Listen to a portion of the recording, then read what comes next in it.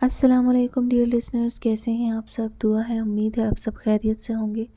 الحمدللہ میں بھی بالکل خیریت سے ہوں۔ نئے ناول کے ساتھ حاضر ہوں اور آپ سب کی فرمائشوں کے حوالے سے بتا دوں کہ میں وہ پوری نہیں کر سکی کیونکہ بہت زیادہ فرمائشی ناولز نہیں ہیں، اور جو موجود ہیں ان میں سے کچھ مجھے ملے نہیں اور کچھ کی کہانی مجھے پسند نہیں آئی۔ کچھ ایسے ہیں جو رائٹر کی پرمیشن کے بغیر میں شیئر نہیں کر سکتی، خاص طور پر جو رائٹرز فیس بک پر اپنے پیج کے لیے لکھتی ہیں سٹوریز، وہ پرمیشن نہیں دیتی ہیں۔ میں نے میسیج کیا لیکن ان کی طرف سے کوئی رسپانس نہیں آیا۔ ریڈ روز آپ نے جس ناول کی فرمائش کی وہ ایسی ہی ایک رائٹر کا ہے، تو میں نے انہیں میسیج کیا تھا پیج پر لیکن ان کی طرف سے جواب نہیں آیا، اس لیے میں وہ ناول شیئر نہیں کر رہی۔ اور آپ نے ایک ناول بتایا تھا میرب حیات کے نام سے، لیکن ان کے نام سے ایسا کوئی ناول مجھے نہیں ملا، اس لیے وہ بھی میں شیئر نہیں کر سکتی۔ اور کچھ ناولز کی کہانی جو ہے وہ مجھے پسند نہیں آئی، اس وجہ سے شیئر نہیں کیا۔ فرمائشی ناولز جو ہیں وہ بہت زیادہ ہیں بھی نہیں، تو آپ میں سے جو کوئی مزید ناول سننا چاہتا ہے تو آپ فرمائش کر دیجئے، لیکن یہ ضرور یقین کر لیں کہ وہ ناول جو ہے پہلے سے یوٹیوب پر اپلوڈ نہیں ہے آڈیو میں، اور دوسرا یہ کہ وہ رائٹر کی طرف سے پرمیشن ہے بھی یا نہیں اسے شیئر کرنے کے حوالے سے۔ بڑھتے ہیں آج کے ناول کی جانب، تو یہ بھی میں نے ریڈ نہیں کیا ہے۔ یہ بہت زیادہ طویل نہیں ہے لیکن شارٹ ناول بھی نہیں ہے، اس کی بھی 7 سے 8 ایپیسوڈ جو ہیں وہ ہو جائیں گی، اور میں نے خود بھی نہیں پڑھا لیکن امید ہے کہ اچھا ناول ہوگا۔ تو بڑھتے ہیں ہم اپنی آج کی کہانی کی جانب، جس کا نام ہے میرے دل میرے مسافر۔ مصنف ہیں رفاقت جاوید۔ اب مجھے نہیں معلوم یہ میل ہے یا فیمیل ہے، لیکن مجھے نام سے ایسے لگا کہ یہ میل رائٹر ہیں۔ قسط نمبر 1۔ آج ہسپتال میں ہاؤس جاب کے لیے نئے ڈاکٹرز کا نیا گروپ آ رہا تھا۔ چند کو میرٹ کے لحاظ سے ہاسٹل میں جگہ دی گئی، دور کے کچھ رہائشی مل جل کر رینٹ پر رہنے لگے۔ ان میں سے ایک ڈاکٹر جس نے کنگ ایڈورڈ سے MBBS کیا تھا، آصف علی زیدی، انڈین مسلم تھا جس کا خاندان کئی سالوں سے لندن میں مقیم تھا۔ اسے وہاں بالآخر میڈیکل میں داخلہ نہ ملا تو اس نے پاکستان میں ایڈمیشن کے لیے ٹرائی کیا۔ لاہور کنگ ایڈورڈ میں اسے داخلہ مل گیا۔ یہاں کے ماحول میں بے پناہ اپنائیت کے احساس کے ساتھ مسلم ملک میں آزادی سے سانس لینے کے مزے نے اسے یہاں کا گرویدہ کر لیا۔ حالانکہ والدین پاکستان ٹک جانے پر اتنے مطمئن تو نہ تھے، مگر بیٹے کی خوشی میں راضی برضا ہونے میں ہی مصلحت جانی۔ 1 سال ہاسٹل میں گزارنے کے بعد اس نے کالج کے قریب ہی 2 بیڈ روم کا چھوٹا سا گھر والدین سے ضد کر کے خرید لیا اور بما ایک ملازم کے گھر میں شفٹ ہو گیا، اور اپنے ہی سٹائل سے گھر کو اتنا آرام دہ اور خوبصورت بنا لیا تھا کہ اس گھر کو دیکھ کر اندرون شہر کے محلے کا گمان تک نہ ہوتا تھا۔ یہاں رہتے ہوئے اسے بے حد اپنائیت اور لگاوٹ کا احساس ہوتا تھا۔ وہ فخر سے خود کو پاکستانی کہہ کر دوسروں کے لیے اہم ہو جاتا۔ والدین اس کے اظہار عقیدت و پسندیدگی کو لاابالی اور جذباتی پن کا نام دیتے۔ وہ والدین کے ساتھ چھٹیاں گزارنے کینیڈا گیا ہوا تھا جب اسے اپنے رزلٹ کی خوشی سنائی گئی۔ اس کا دل چاہا اڑ کر پاکستان پہنچ جائے، مگر فوری طور پر ایسا کرنا ممکن نہ تھا۔ والدین کی اکلوتی اولاد ہونے کی وجہ سے اس پر ان گنت ذمہ داریاں بھی عائد تھیں۔ وہ انہیں وہاں تنہا چھوڑ کر واپس آنے کا تصور بھی نہیں کر سکتا تھا، مگر والدین کو اس کے مزاج کو سمجھنے میں دیر نہ لگی۔ انہوں نے اس کی خوشی کی خاطر چند دنوں میں ہی لندن جانے کا پروگرام بنا لیا، اور یوں آصف لندن سے ہوتا ہوا واپس آ گیا۔ اس کے پہنچنے تک ملازم نے گھر کو چمکا دیا تھا، مالی نے گملوں کو رنگ کر کے موسمی پھول لگا دیے تھے۔ چھوٹے سے صحن میں تمام گلوں کو سجانے سے ایک زندگی کا احساس ہوتا تھا۔ ملازم نے فریج میں اس کی پسند کا کھانا اور بیکری کا سامان بھر دیا تھا۔ اپنی اس چھوٹی سی آزاد دنیا میں آ کر اس نے آزادی و تسکین سے بھرپور طویل سانس لیا۔ چھوٹے سے گھر میں پھرتے ہوئے وہ مسلسل سوچ رہا تھا کہ پاکستانی تو بہت مخلص اور ہمدرد لوگ ہیں۔ سب سے خوبصورت بات یہ کہ اسلامی ملک ہے، مذہبی اور شخصی آزادی ہی تو زندگی ہے۔ گھٹ گھٹ کر سانس لینا، اپنی عیدوں کو خاموشی سے گزارنا اور اپنی ہر عبادت میں ان کی دخل اندازی، نفرت اور حقارت کو صرف اس لیے ہنس کر برداشت کر لینا کہ کہیں انہیں دربدر ہی نہ کر دیا جائے، ان کی جوان بہنوں اور بیٹیوں کی بے حرمتی نہ ہو جائے۔ ان کے بچوں کو کوئی اٹھا نہ لے جائے، کتنا خوفناک ہے۔ یہی سوچتے ہوئے وہ صوفے پر لیٹ کر اپنے دوستوں کو فون پر واپس آنے کی اطلاع خوشی خوشی دینے لگا۔ دوسرے موبائل پر ڈیڈی کی طرف سے آنے والی رنگ ٹون نے اسے چونکا دیا۔ خود کو کوستے ہوئے دوستوں کو اللہ حافظ کہہ کر دوسرا فون اٹینڈ کرتے ہوئے ندامت سے بھرپور لہجے میں بولا، آئی ایم سوری ڈیڈی، آپ کو خیریت سے پہنچنے کی اطلاع نہ دے سکا۔ ویسے مجھے گھر پہنچے گھنٹہ ہی تو ہوا ہے۔ نیور مائنڈ بیٹا، آئی نو تمہیں پہنچنے میں زیادہ دیر نہیں ہوئی۔ بس بیٹا اب تو مجھے بھی یاد آنے لگے ہو، مگر کروں گا وہی جس میں میرے بچے کی بہتری ہے۔ وہ مستحکم لہجے میں بولے تو وہ تشکر آمیز لہجے میں کہنے لگا، you are too great daddy, I love you. ہاں تو ممی کیسی ہیں؟ Must be very sad. ہاں بیٹا تم جانتے ہو نا، خاموش ہو جاتی ہے جب اداس ہوتی ہے، خاموش حسینہ بنی بیٹھی ہے محترمہ۔ ڈیڈی بات کروا دیں۔ وہ بھی اداس ہو کر بولا تو ڈیڈی نے فون ماں کو پکڑا دیا۔ ممی اگر آپ اداس ہیں تو میں واپس آ جاتا ہوں، مجھے آپ کی خوشی عزیز ہے، میرا کیا ہے، ہمیں تو ہر حال میں خوش رہنے والا انسان ہوں میں۔ مجھے تو فقط اپنی ماں کی دعا اور تسلی کی ضرورت ہے، آپ حکم کریں گی میں حاضر ہو جاؤں گا۔ وہ خود پر قابو پا کر آواز کو شگفتہ بناتے ہوئے بولی، ایسے بھی اداس نہیں ہوں، بس انتظار ضرور ہے۔ اس پر تو اپنا اختیار ہی نہیں بیٹا، یہ دل ہی تو ہے۔ لہجے کی بے بسی پر وہ چونک گیا۔ ممی آپ اداس نہ ہو، بس دعا دیں مجھے، آخرکار میں نے آپ کے پاس ہی تو واپس آنا ہے۔ بس بیٹا جلد ہی وہاں سے نکلنے کی کوشش کرو۔ ہمارا کیا رکھا ہے پاکستان میں ہر وقت خوفزدہ رہنے لگی ہوں، کہیں تم ادھر کے ہی نہ ہو کر رہ جاؤ۔ خواہ تم نے وہاں پراپرٹی خرید لی، بیچو گھر ور، مجھے لگتا ہے اب تمہارا وہاں دل لگ گیا ہے۔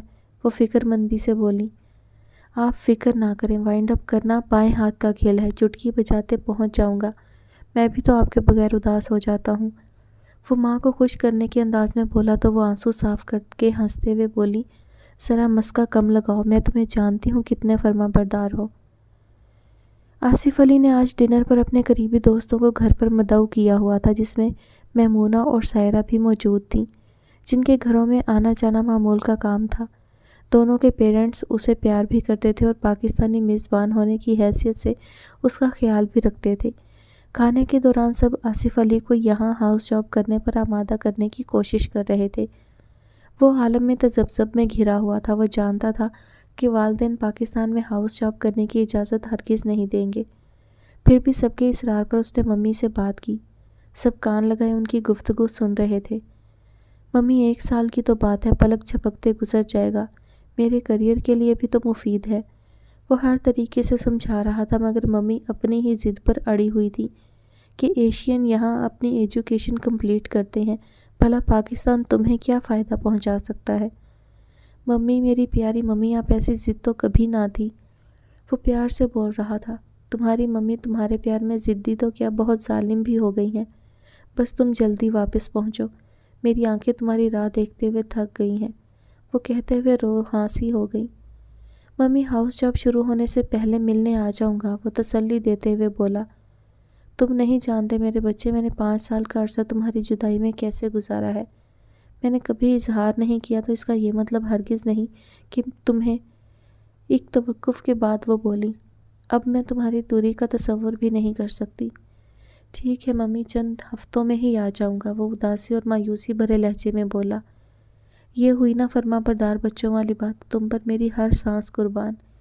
آئی لو یو، بس تمہارے آتے ہی اپنی برادری میں لڑکی دیکھتی ہوں۔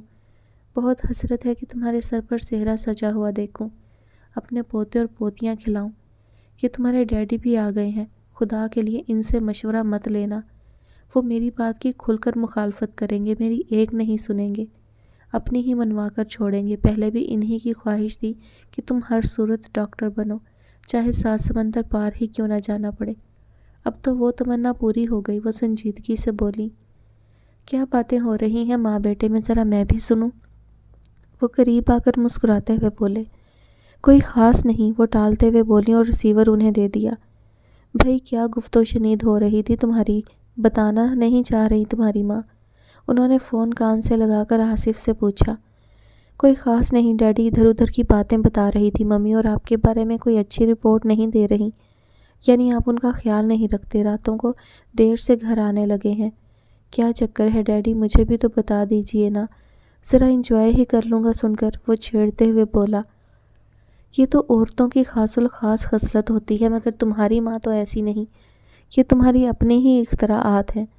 ہاں تو یہ بتاؤ کب آ رہے ہو؟ اکیلا پن تنگ کرنے لگا ہے اب، اگر گھر سیل ہونے میں دیر ہے تو کرائے پر ہی دے دو، وہ شگفتہ لہجے میں کہہ رہے تھے۔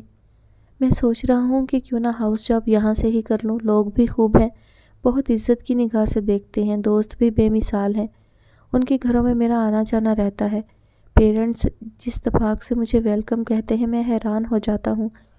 بہت اچھا وقت گزرا ہے میرا، لندن میں اتنے سال رہنے کے باوجود بھی ہم ان کے لیے اور وہ ہمارے لیے اجنبی ہیں، بس نفسا نفسی کا عالم ہے وہاں، عجیب سی زندگی ہے وہاں کی، وہ سنجیدگی سے بولا۔ بیٹے تمہاری ماں کو یہی تو خدشہ ہے، دن رات پریشان رہنے لگی ہے کہ کہیں تم وہیں کے ہو کر نہ رہ جاؤ، وہاں شادی نہ کر لو، پھر تو تم ادھر آنے سے رہے۔ بیٹا ماں کے ذہن میں عام لوگوں سے ہٹ کر ایک ایکسٹرا حص ہوتی ہے اولاد کے لیے، وہ اولاد کے من کو خوب پہچانتی ہے۔ آج تمہاری باتیں سن کر مجھے تو یقین ہونے لگا کہ تم ماں سے کہاں تک چھپ سکتے ہو، اب تم بچے نہیں رہے۔ بیٹے سوچ سمجھ کر قدم اٹھانا سیکھو، اس وقت تمہیں نہایت دانش مندی سے فیصلہ کرنا ہے، وہاں کے دوستوں کی خاطر تم اپنا گھر اور والدین تو نہیں چھوڑ سکتے، جب پریکٹیکل لائف میں آ جاؤ گے تو دور کے دوست دل سے بھی دور ہو جائیں گے، کیونکہ طالب علمی کے زمانے کی تمام باتیں، تمام فیلنگز بہت عارضی ہوتی ہیں۔ ہمارا پاکستان سے بھلا کیا واسطہ کہ تم وہیں سیٹل ہو جاؤ۔ آپ کی کسی بات سے انکار نہیں، میں ویسے ہی آپ کو بتا رہا تھا کہ یہ لوگ سب محبت کرنے والے ہیں، اپنے اپنے سے لگتے ہیں، وہ ہنستے ہوئے بولا۔ تمہاری ممی نے سنا تو ہارٹ اٹیک ہو جائے گا، ذرا سوچ سمجھ کر بولو یار۔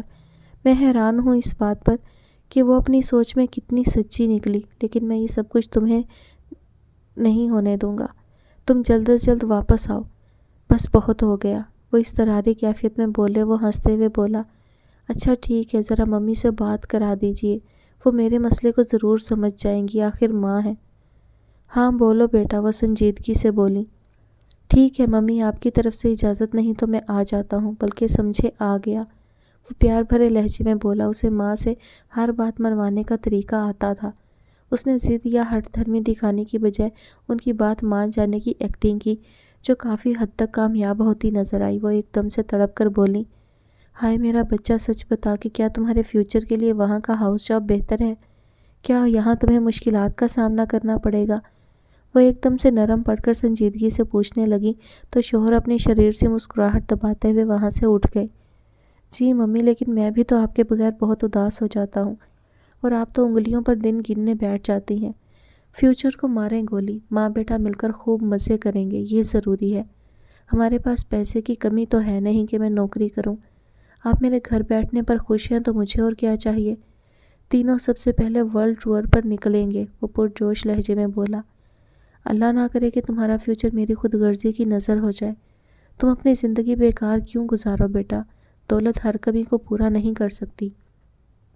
ایسی بات نہیں ممی، مجھے تو آپ کی خواہش کو ہر صورت ہر حال میں پورا کرنا ہے، آپ کی خوشی کی خاطر سب کچھ چھوڑ سکتا ہوں، یہ تو ایسی خاص قربانی نہیں کہ کل مجھے پچھتانا پڑے، وہ دوستوں کی طرف شرارت سے دیکھ کر بولا۔ میرے بچے، تمہاری یہی فرما برداری تو میرے حوصلے بلند کر دیتی ہے، کیا یاد کرو گے کہ کس ماں سے پالا پڑا تھا، تمہیں ہم دونوں کی طرف سے وہاں ہاؤس جاب کرنے کی اجازت ہے۔ کیوں جی، میں نے صحیح کہا نا؟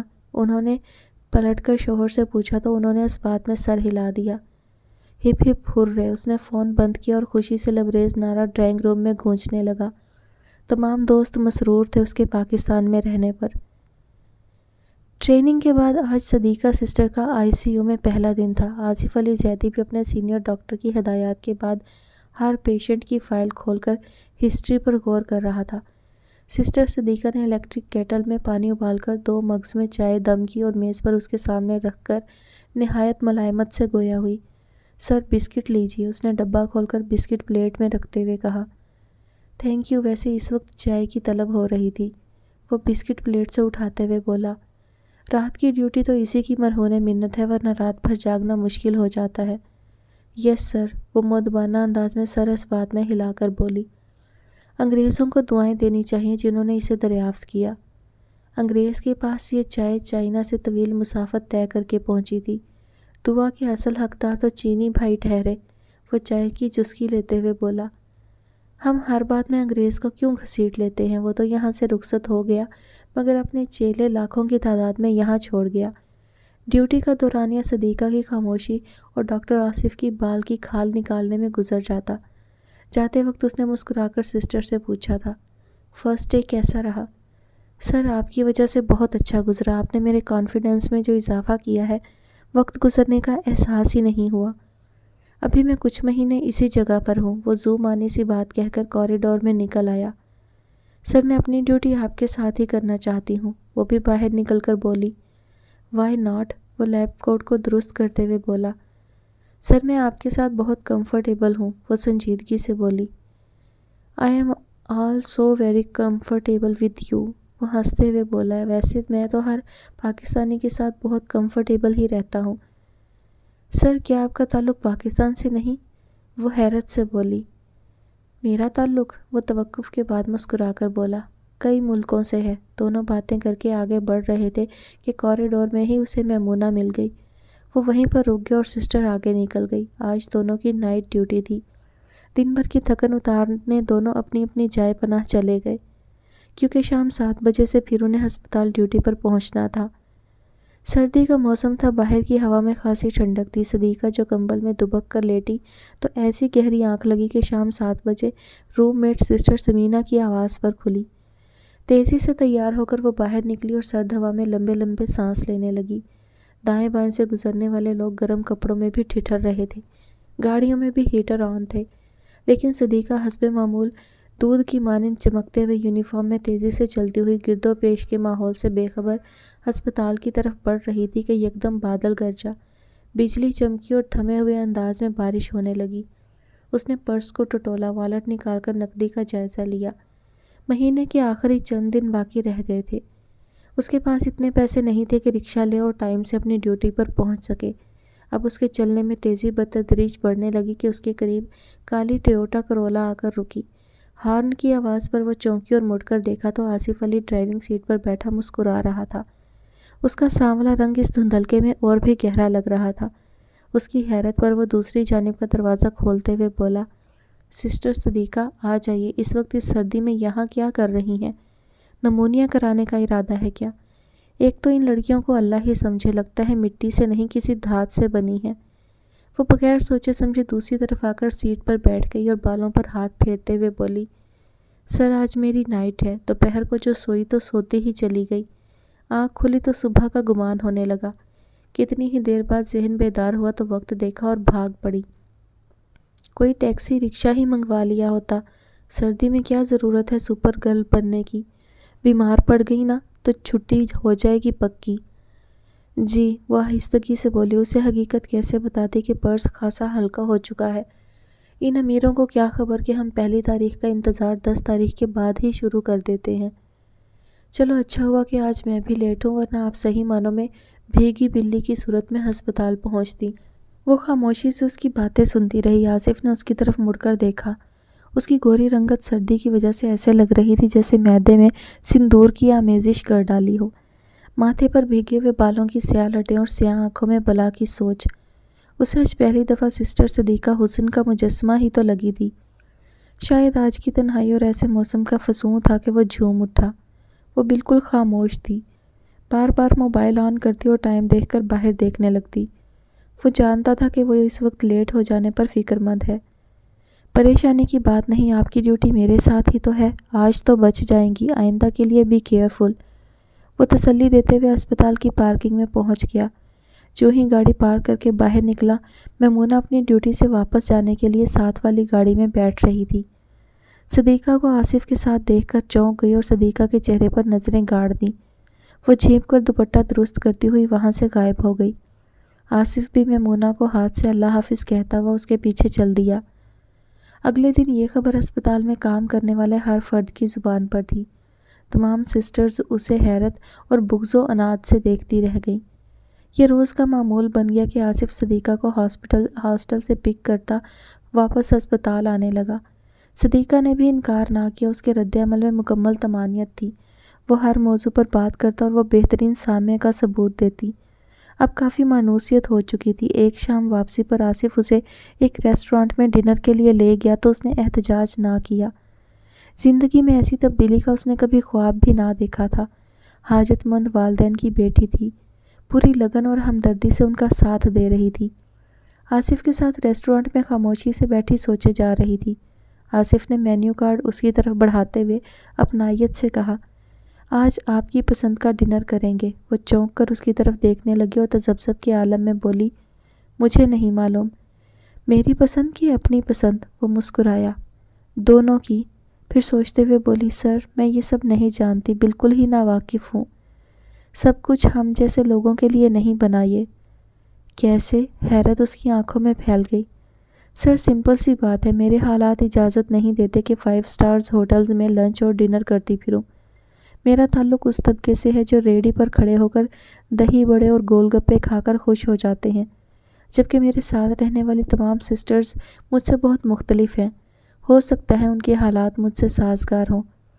میں جانتا ہوں صدیقہ، یہی وجہ ہے کہ تمہارا انتخاب کرنے میں دقت کا سامنا نہیں کرنا پڑا۔ وہ قریب ہو کر آہستگی سے بولا، میں سمجھی نہیں۔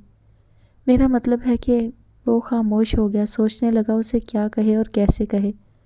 بتائیے نا، وہ بے چینی سے بولی، جیسے وہ کچھ بھلا سننے کی خواہش مند ہو۔ تمہاری کمپنی میں رہنا مجھے بھلا لگنے لگا ہے۔ اپنے بارے میں تم خود ہی بتا دو کہ تمہیں میرے ساتھ کام کرنا کیسا لگ رہا ہے۔ کہیں بوریت تو نہیں ہوتی میری کمپنی میں؟ وہ اتنا سنجیدہ کبھی نہ تھا۔ وہ یہ سن کر چونک اٹھی۔ سوچنا پڑے گا، وہ بے ساختہ بولی اور مینیو کارڈ اس کی طرف بڑھاتے ہوئے جھجک سی گئی۔ کھانا تم آرڈر کرو گی؟ وہ اپنا مینیو کارڈ بند کرتے ہوئے بولا۔ سر میں نہیں، آپ، وہ گھبرا کر بولی۔ تم آج ہمیں دال روٹی ہی کھلا دو، وہ شگفتہ لہجے میں بولا۔ یہاں وہ بھی ملتی ہے۔ دال مکھنی بناتی ہیں ممی تو اوور ایٹنگ کر جاتا ہوں۔ ٹھیک ہے، میرے گھر میں جو پکتا ہے اسی کا آرڈر دیتی ہوں، پھر تو اگلے کئی دن آپ کو کھانے کی ضرورت محسوس نہیں ہوگی، ایسی اوور ایٹنگ کر بیٹھیں گے۔ وہ ہنستے ہوئے بولی تو آصف اس کی ہنسی میں ہی گم ہوتا چلا گیا۔ دیسی اور مزیدار ہوگا، وہ اس کی طرف دیکھ کر پھر کھل کر ہنسی، مگر وہ کچھ نہ بولا۔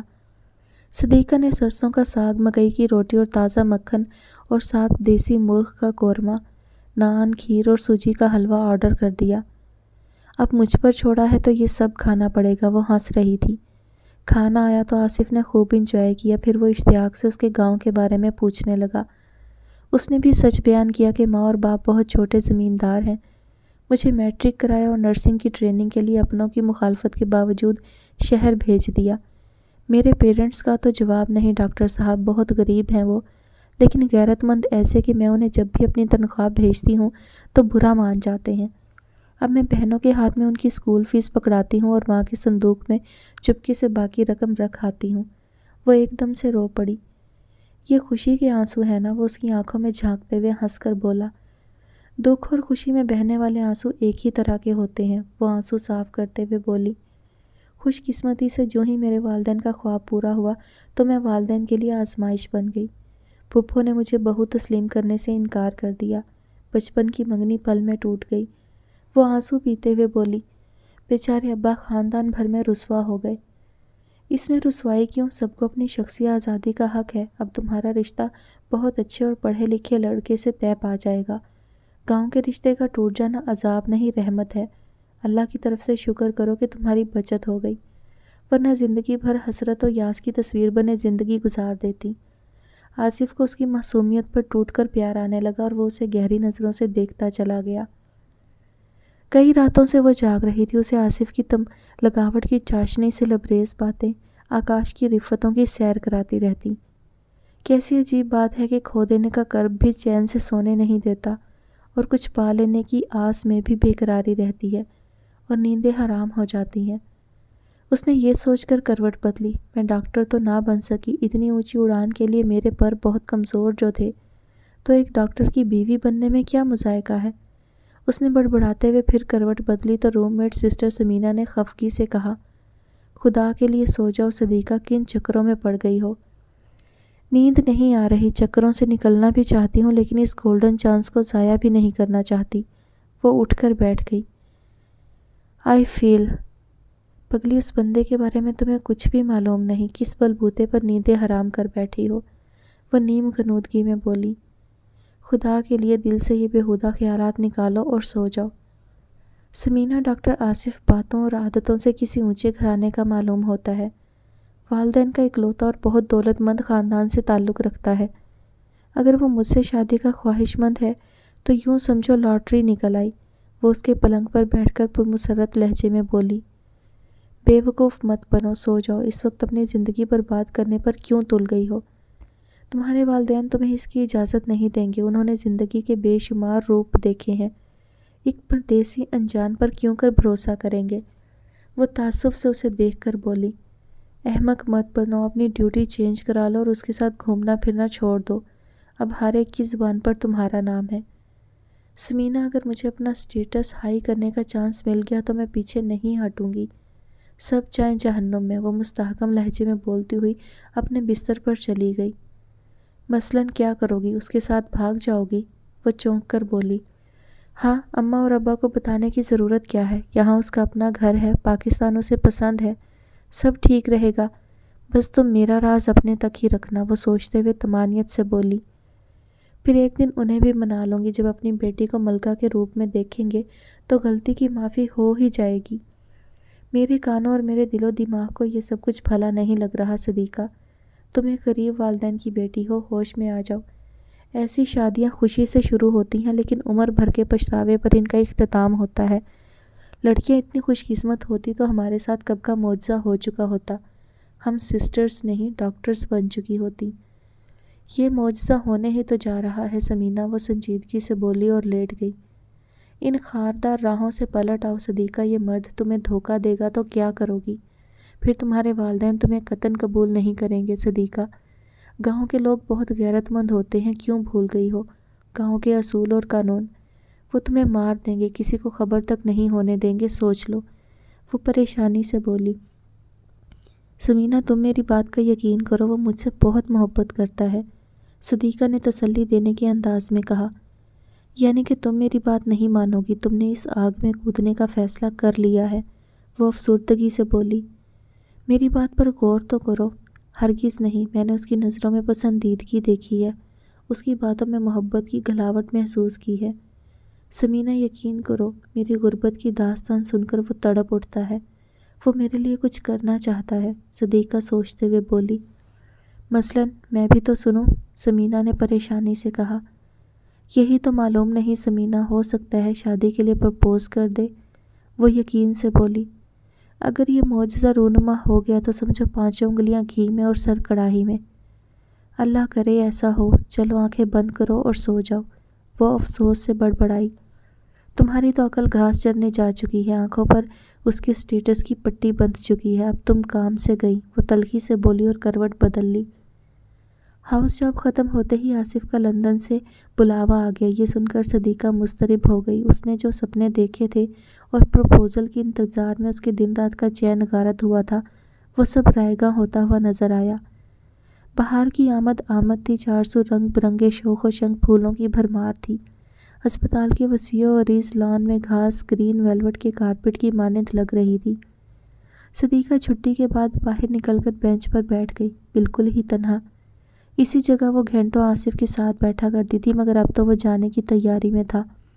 اس کا ہسپتال آنا بہت کم ہو گیا تھا، اب وہ اپنے کولیگ سے ملنے آتا یا اسے ڈنر پر لے جانے کے لیے آیا کرتا تھا۔ وہ اسی سوچ میں تھی کہ آصف کی گاڑی سامنے سے آتی نظر آئی، وہ فوراً کھڑی ہو کر ہاتھ ہلانے لگی۔ وہ گاڑی پارک کر کے اس کے قریب آ گیا اور سرخ گلاب کی ادکھلی کلیوں کا خوبصورت گلدستہ اسے تھماتے ہوئے بولا، آج میں بہت خوش ہوں۔ ضرور آپ نے واپسی کی سیٹ بک کرا لی ہوگی، وہ پھولوں کو سونگھتے ہوئے بولی۔ تمہارا اندازہ بالکل ہی غلط نکلا، چلو کہیں چل کر بیٹھتے ہیں، جانے سے پہلے کچھ ضروری باتیں کرنی ہیں، وہ سنجیدگی سے بولا تھا۔ اس کا دل جیسے دھڑکنا بھول گیا، ذہن جو پچھلے 1 مہینے سے معاف رہنے لگا تھا اس نے بھی انگڑائی لی۔ وہ خاموشی سے اس کے پیچھے چلتی ہوئی کار تک آ گئی۔ دونوں گاڑی میں بیٹھ کر شہر کی سڑکوں پر بے مقصد گھومتے ہوئے ادھر ادھر کی باتیں کرتے رہے تھے۔ آصف کی باتیں کھلی ہوئی تھیں جبکہ صدیقہ بہت اداس اور غمزدہ لگ رہی تھی۔ اسے آصف کے چہرے کی خوشی دیکھ کر حیرت کے ساتھ غصہ بھی آ رہا تھا۔ اپنے جذبات پر قابو رکھنے کے باوجود اس کی نگاہوں میں خفگی سی تھی۔ آخر میں وہ ڈنر کے لیے پی سی چلے گئے۔ کھانے کے دوران وہ اپنی ماں کی باتیں کرتا رہا اور صدیقہ غور سے سنتی رہی۔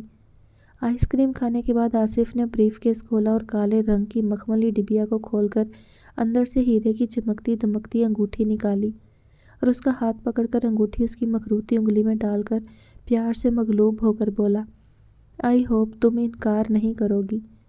حیرت سے وہ منہ کھولے اسے دیکھے جا رہی تھی۔ وہ اس کا ہاتھ اپنے ہاتھ میں لیے مسرت و انبساط سے جھوم اٹھا۔ صدیقہ تھوڑی دیر حیرت کے سمندر سے باہر نکلی تو ایک پرتسکین سی مسکراہٹ لبوں پر پھیل گئی۔ اسے اپنے تمام خوابوں کی تعبیر اس انگوٹھی میں لکھی ہوئی نظر آ رہی تھی۔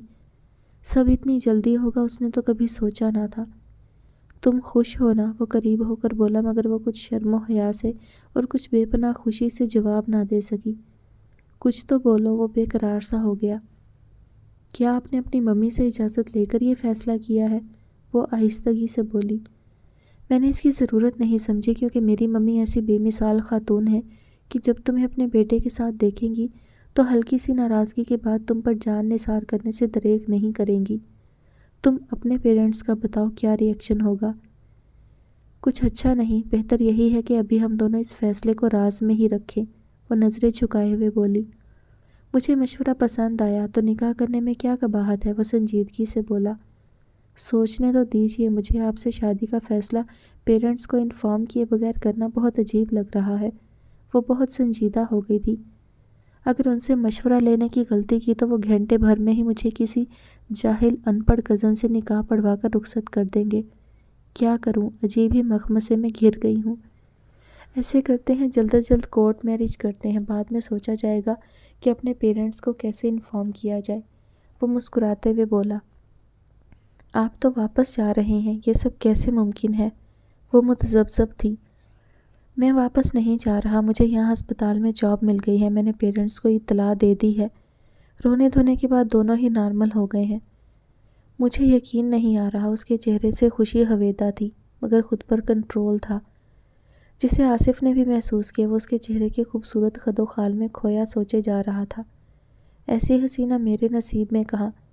میں دھان پان سا کالا کلوٹا ان امپریسو پرسنالٹی کا ساؤتھ انڈین باشندہ اور یہ ہارٹ آف پنجاب کے بھرپور جمال و جوبن کی منہ بولتی تصویر اور نسوانی وقار و کروفر کی مثال۔ اس نے 6 مہینوں کی شب و روز کی رفاقت میں ایک بار بھی اظہار محبت کیا اور نہ ہی عشق میں مر جانے کے دعوے کیے۔ آج انگوٹھی پہنائی تو ہلکا سا احتجاج بھی نہ کیا، نہ ہی خوشی سے پاگل ہوتی نظر آئی۔ کیا لڑکی ہے! میرا فیصلہ میرے والدین کو تو شوق دے گا، لیکن ابھی اسے بنا دیکھے میں ان کی مخالفت پسند نہیں کروں گا۔ وہ اس کی نظروں کی تپش سے پگھل رہی تھی۔ جھینپ کر ساتھ والے ٹیبل پر بیٹھے افراد کی طرف دیکھنے لگی۔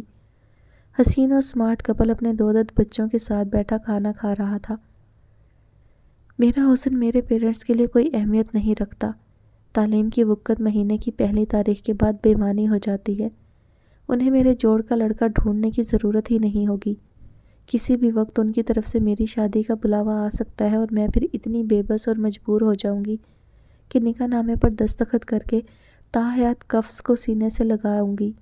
مجھے اپنے ہونے والے ان پڑھ مردانہ وجاہت سے بھرپور کزن کا کیا فائدہ کہ جو میری تنخواہ پر بسر اوقات کرتے ہوئے صبح و شام میری درگت بھی بنائے گا، اپنے خاندان کو مضبوط اور قوی بنانے کے لیے درجن بچے بھی پیدا کروائے گا اور اپنی انا اور غیرت کی تسکین کی خاطر سب کے سامنے مجھے ذلیل بھی کرے گا۔ اگر مجھے اپنی زندگی کو بہتر بنانے کا چانس مل رہا ہے تو اپنی روایات اور رواجوں کو کیوں یاد رکھوں؟ مجھے چاہیے کہ میں بھول جاؤں والدین کی ضروریات اور پیار کو، بھول جاؤں اپنے گاؤں کو جہاں سوائے گندگی، مچھر اور مکھیوں کی اور کچھ نہیں۔ کیا سوچ رہی ہو؟ میں پریشان ہوں کہ تم مجھے ریجیکٹ نہ کر دو۔ وہ اسے سوچتے ہوئے دیکھ کر اضطراری کیفیت میں بولا۔ وہ چونک گئی اور ناقدانہ انداز میں اسے دیکھنے لگی۔ صدیقہ کیا بات ہے؟ کچھ مضطرب سی لگنے لگی ہو؟ وہ اس کا ہاتھ پکڑ کر بولا۔ فیصلہ 2 زندگیوں اور 2 خاندانوں کا ایک دوسرے سے مختلف سیٹ اپ کا ہے۔ کیا ان کا ملاپ درست رہے گا؟ وہ استحصائیہ لہجے میں بولی۔ صدیقہ، ہم دونوں کی نئی زندگی کی بنیاد پسند، محبت اور وفا کے اصولوں پر رکھی جا رہی ہے، جن میں پنجابی اور مدراسی قوانین کا دخل ہے۔ نہ ہی میں ان پر بلیو کرتا ہوں۔ یہ یاد رکھیے گا کہ میں اور آپ عمر بھر کے لیے اپنوں سے دور ہو جائیں گے، وہ سوچتے ہوئے بولی۔ میں جانتا ہوں، وہ سر جھکا کر بولا۔ مشکلات ہوں گی، اس کے لیے تیار رہنا پڑے گا۔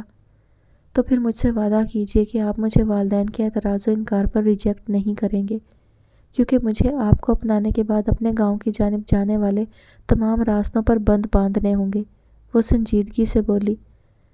صدیقہ ملک، ابھی وقت ہے، اپنے تمام خدشات کا اظہار کرو اور اپنی ہر بات منوا لو تاکہ بعد میں یاد دہانی کرا سکو، یہ اس نے دل میں ہی کہا تھا۔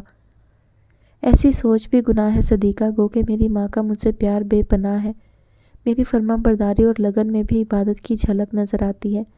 اس کے باوجود آئی لو یو، کیونکہ یہ میرے حقوق کے زمرے میں آتا ہے۔ جہاں تک میرا خیال ہے، مامتا ہمیشہ اولاد کے سامنے ہتھیار ڈالنے پر مجبور ہو جاتی ہے، وہ مستحکم لہجے میں بولا۔ اگر ایسا نہ ہوا تو، وہ آنکھیں جھکائے ہوئے ہی گویا ہوئی۔ تمہارا ساتھ نہیں چھوڑوں گا صدیقہ، تم میری زندگی ہو، مجھ پر اعتماد رکھو، دھوکہ نہیں دوں گا۔ اس وقت لندن لے کر نہیں جاؤں گا جب تک ہمارے پیرنٹس رضامند ہو کر ہمیں قبول نہیں کر لیتے۔ میں نہیں چاہتا کہ تم میرے والدین کی نظروں میں امڑنے والی نفرت کا نشانہ بنو اور مجھے اللہ تعالیٰ کے سامنے جواب دہ ہونا پڑے۔ لیکن سر، میرے والدین مجھے کسی قیمت پر معاف نہیں کریں گے۔ ہمارے خاندان میں آج تک ایسا نہیں ہوا۔ میرا یہ انقلابی قدم مجھے اپنے خاندان کے ہر فرد سے دور کر دے گا۔ آپ مجھے اپنے گھر اپنوں میں لے چلیں تاکہ میں کسی خاندان کی باسی بن کر ایک باعزت زندگی گزار سکوں، وہ سوچتے ہوئے بولی۔ میرے والدین فی الحال، وہ ابھی بات مکمل بھی نہیں کر پایا تھا کہ وہ بول پڑی۔ مجھے ان کی نفرت و حقارت منظور ہے، ایک دن جیت میری ہی ہوگی، وہ خود اعتمادی سے بولی۔ یک کے بعد دیگرے ہمارے مسائل حل ہوتے چلے جائیں گے، اس کی فکر نہ کرو۔ فوری طور پر نکاح ضروری ہے، نہ کہ اپنے والدین کو بتا کر ہارٹ اٹیک دینا۔ آخر کار تم نے جانا تو لندن ہی ہے، رہنا تو میرے ہی ساتھ ہے، وہ تسلی دینے کے انداز میں بولا۔ اگر میں اپنوں کو بھلا نہ سکی تو، وہ روحانسی ہو گئی۔ ارے شوہر جورو کا غلام بن کر رہے گا تو تمہارے دل و دماغ سے تمہارے اپنے کیسے رفو چکر نہ ہوں گے۔ تمہاری اتنی پوجا کروں گا کہ تم اپنوں کو کیا دنیا کو ہی بھول جاؤ گی۔ اس نے ہاتھ آگے بڑھایا، بہت لگاؤ اور اپنائیت سے، مگر صدیقہ نے ہاتھ تو نہ بڑھایا، مسکرا کر رہ گئی۔ ہم شادی کے بعد کراچی چلے جائیں گے، وہاں ایک بڑا سا بنگلہ خریدوں گا، وہ مسکرا کر بولا تو اس کا دل جیسے اچھل کر حلق میں آ گیا، مگر تاسف بھرے لہجے میں بولی۔ جب میرے والدین کو میری شادی کی خبر پہنچے گی تو وہ گاؤں میں اپنے رشتہ داروں کے تانوں اور تشنوں سے چھلنی ہو جائیں گے۔ سر، یہ سوچ کر میرا دل ڈوبنے لگا ہے، وہ روحانسی ہو گئی۔ میں ایسا نہیں کر سکتی سر، مجھے معاف کیجیے۔ میں ان سے ملنے کو تیار ہوں، وہ ایک دم سے پریشان ہو گیا۔ یہ تو ناممکن ہے سر، وہ نفی میں سر ہلا کر بولی۔ تو پھر کیا کیا جائے، تم ہی بتاؤ، وہ افسردہ ہو گیا۔ آپ کو بھی اپنے والدین چھوڑنے ہوں گے، کیونکہ میں انچاہی بہو بن کر آپ کے گھر کا فرد کیسے بن سکتی ہوں۔ سراسر ضلالت اور ندامت ہے میرے لیے۔ آپ نے درست فرمایا ہے کہ میں ان کی نفرت برداشت نہیں کر پاؤں گی، نہ ہی انہیں جیتنا آسان ہے، تو میں نے سوچا ہے کہ میں اپنی اچھی بھلی زندگی کو کیوں کر داغ دوں۔ میں نے تمہیں یہی تو سمجھانے کی کوشش کی ہے کہ ہم پاکستان میں ہی اپنی نئی زندگی کا ہر لمحہ گزاریں گے۔ 6 مہینے بعد والدین سے مل آیا کروں گا، اس کی اجازت تو دے ڈالو، اپنے والدین کا اکلوتا بیٹا ہوں، وہ سنجیدگی سے بولا۔ اگر انہوں نے آپ کی شادی کر دی تو میرا کیا بنے گا، وہ ڈر کر بولی۔ یہ کیسے ممکن ہے، وہ مجھ سے زبردستی نہیں کریں گے، وہ پورا اعتماد تھا۔ پھر بھی آپ میری خاطر ہی صحیح، وہ نظریں جھکا کر بولی۔ محبت شرائط کی محتاج نہیں ہوتی صدیقہ، میں تم سے دل و جان سے پیار کرتا ہوں تو تم بھی مجھ سے بے پناہ محبت کرتی ہو۔ وہ اس کا ہاتھ پکڑ کر انگوٹھی دیکھنے لگا تو وہ شرما کر مسکرا دی۔ تم اتنے ہمدرد اور مضبوط کردار کے انسان ہو کہ شکل و صورت بیک گراؤنڈ میں جا چھپی ہے۔ مجھے تم سے والہانہ پیار تو نہیں، مگر پسندیدگی کا لیول بہت ہے۔ میں دل و جان سے تمہاری عزت کرتی ہوں۔ بے شک میرے انٹرسٹ اپنی جگہ بہت اہم ہے، وہ اپنے گورے ہاتھ کو اس کے سیاہ ہاتھ میں دیکھتے ہوئے سوچنے لگی۔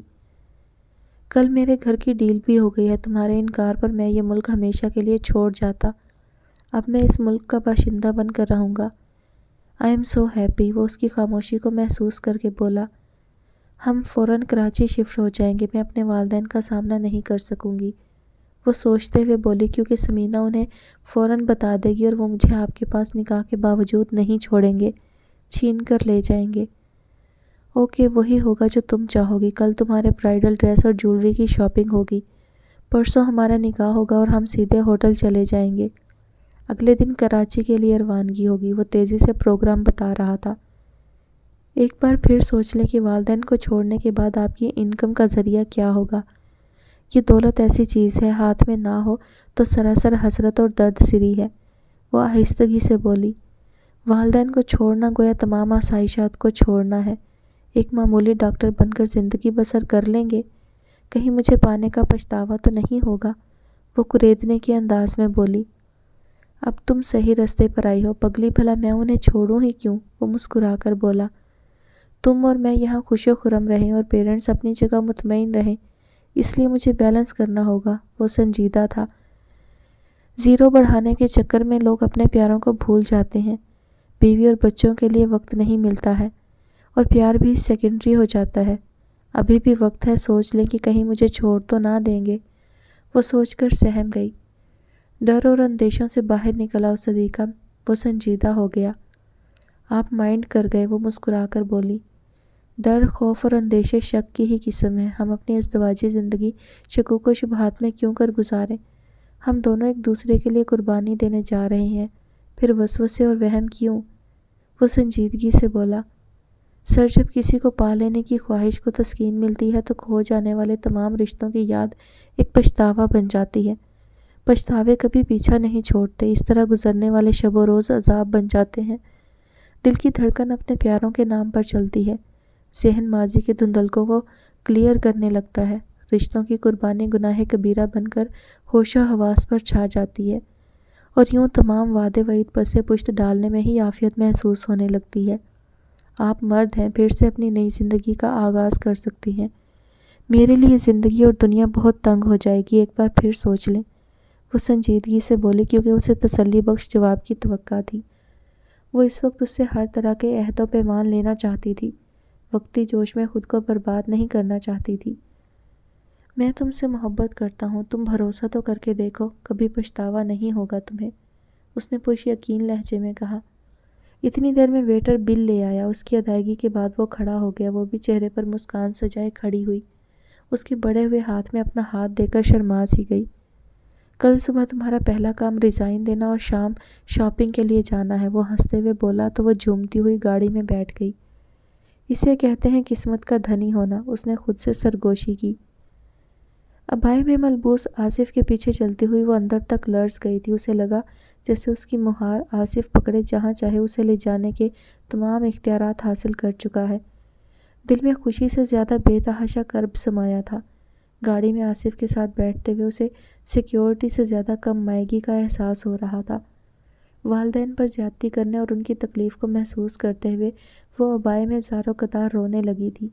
اس کی خاموشی پر آصف نے پرجوش لہجے میں کہا، مبارک ہو حدیقہ، آج سے تم میری حدیقہ ہو۔ آئی لائک دس نیم، تمہیں اعتراض تو نہیں؟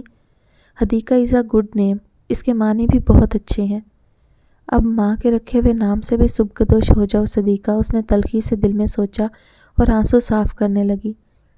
سر میرا دل گھبرا رہا ہے، میں نے کہیں غلط فیصلہ تو نہیں کر دیا؟ وہ روئے جا رہی تھی۔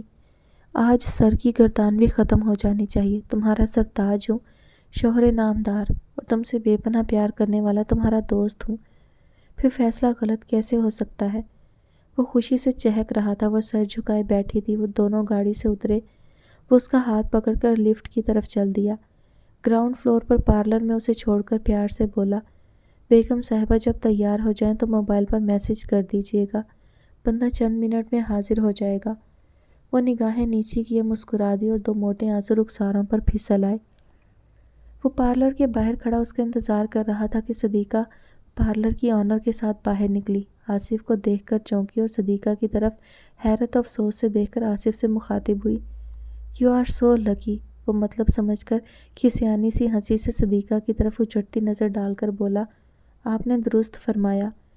لجاجت سے بھرپور لہجے کو صدیقہ نے بھی محسوس کیا، مگر وہ تو اس کے حسن میں کھویا ہوا تھا۔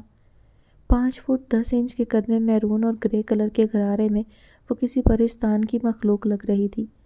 اس نے اسے آج تک سفید یونیفارم میں ہی دیکھا تھا، آج پہلی بار اس کا حسن و جمال کھل کر اس کے سامنے آیا تھا۔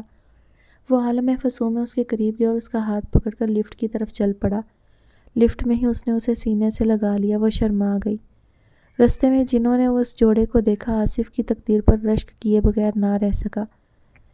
کمرہ دلہن کے سامنے ماند پڑ گیا تھا اور دلہن کمرے کا جائزہ لیتے ہوئے اپنی قسمت پر نازاں فرحاں ہونے لگی کہ اللہ تعالیٰ نے اسے خاک کے ذرے سے آسمان کا چمکتا دمکتا ستارہ بنا دیا تھا۔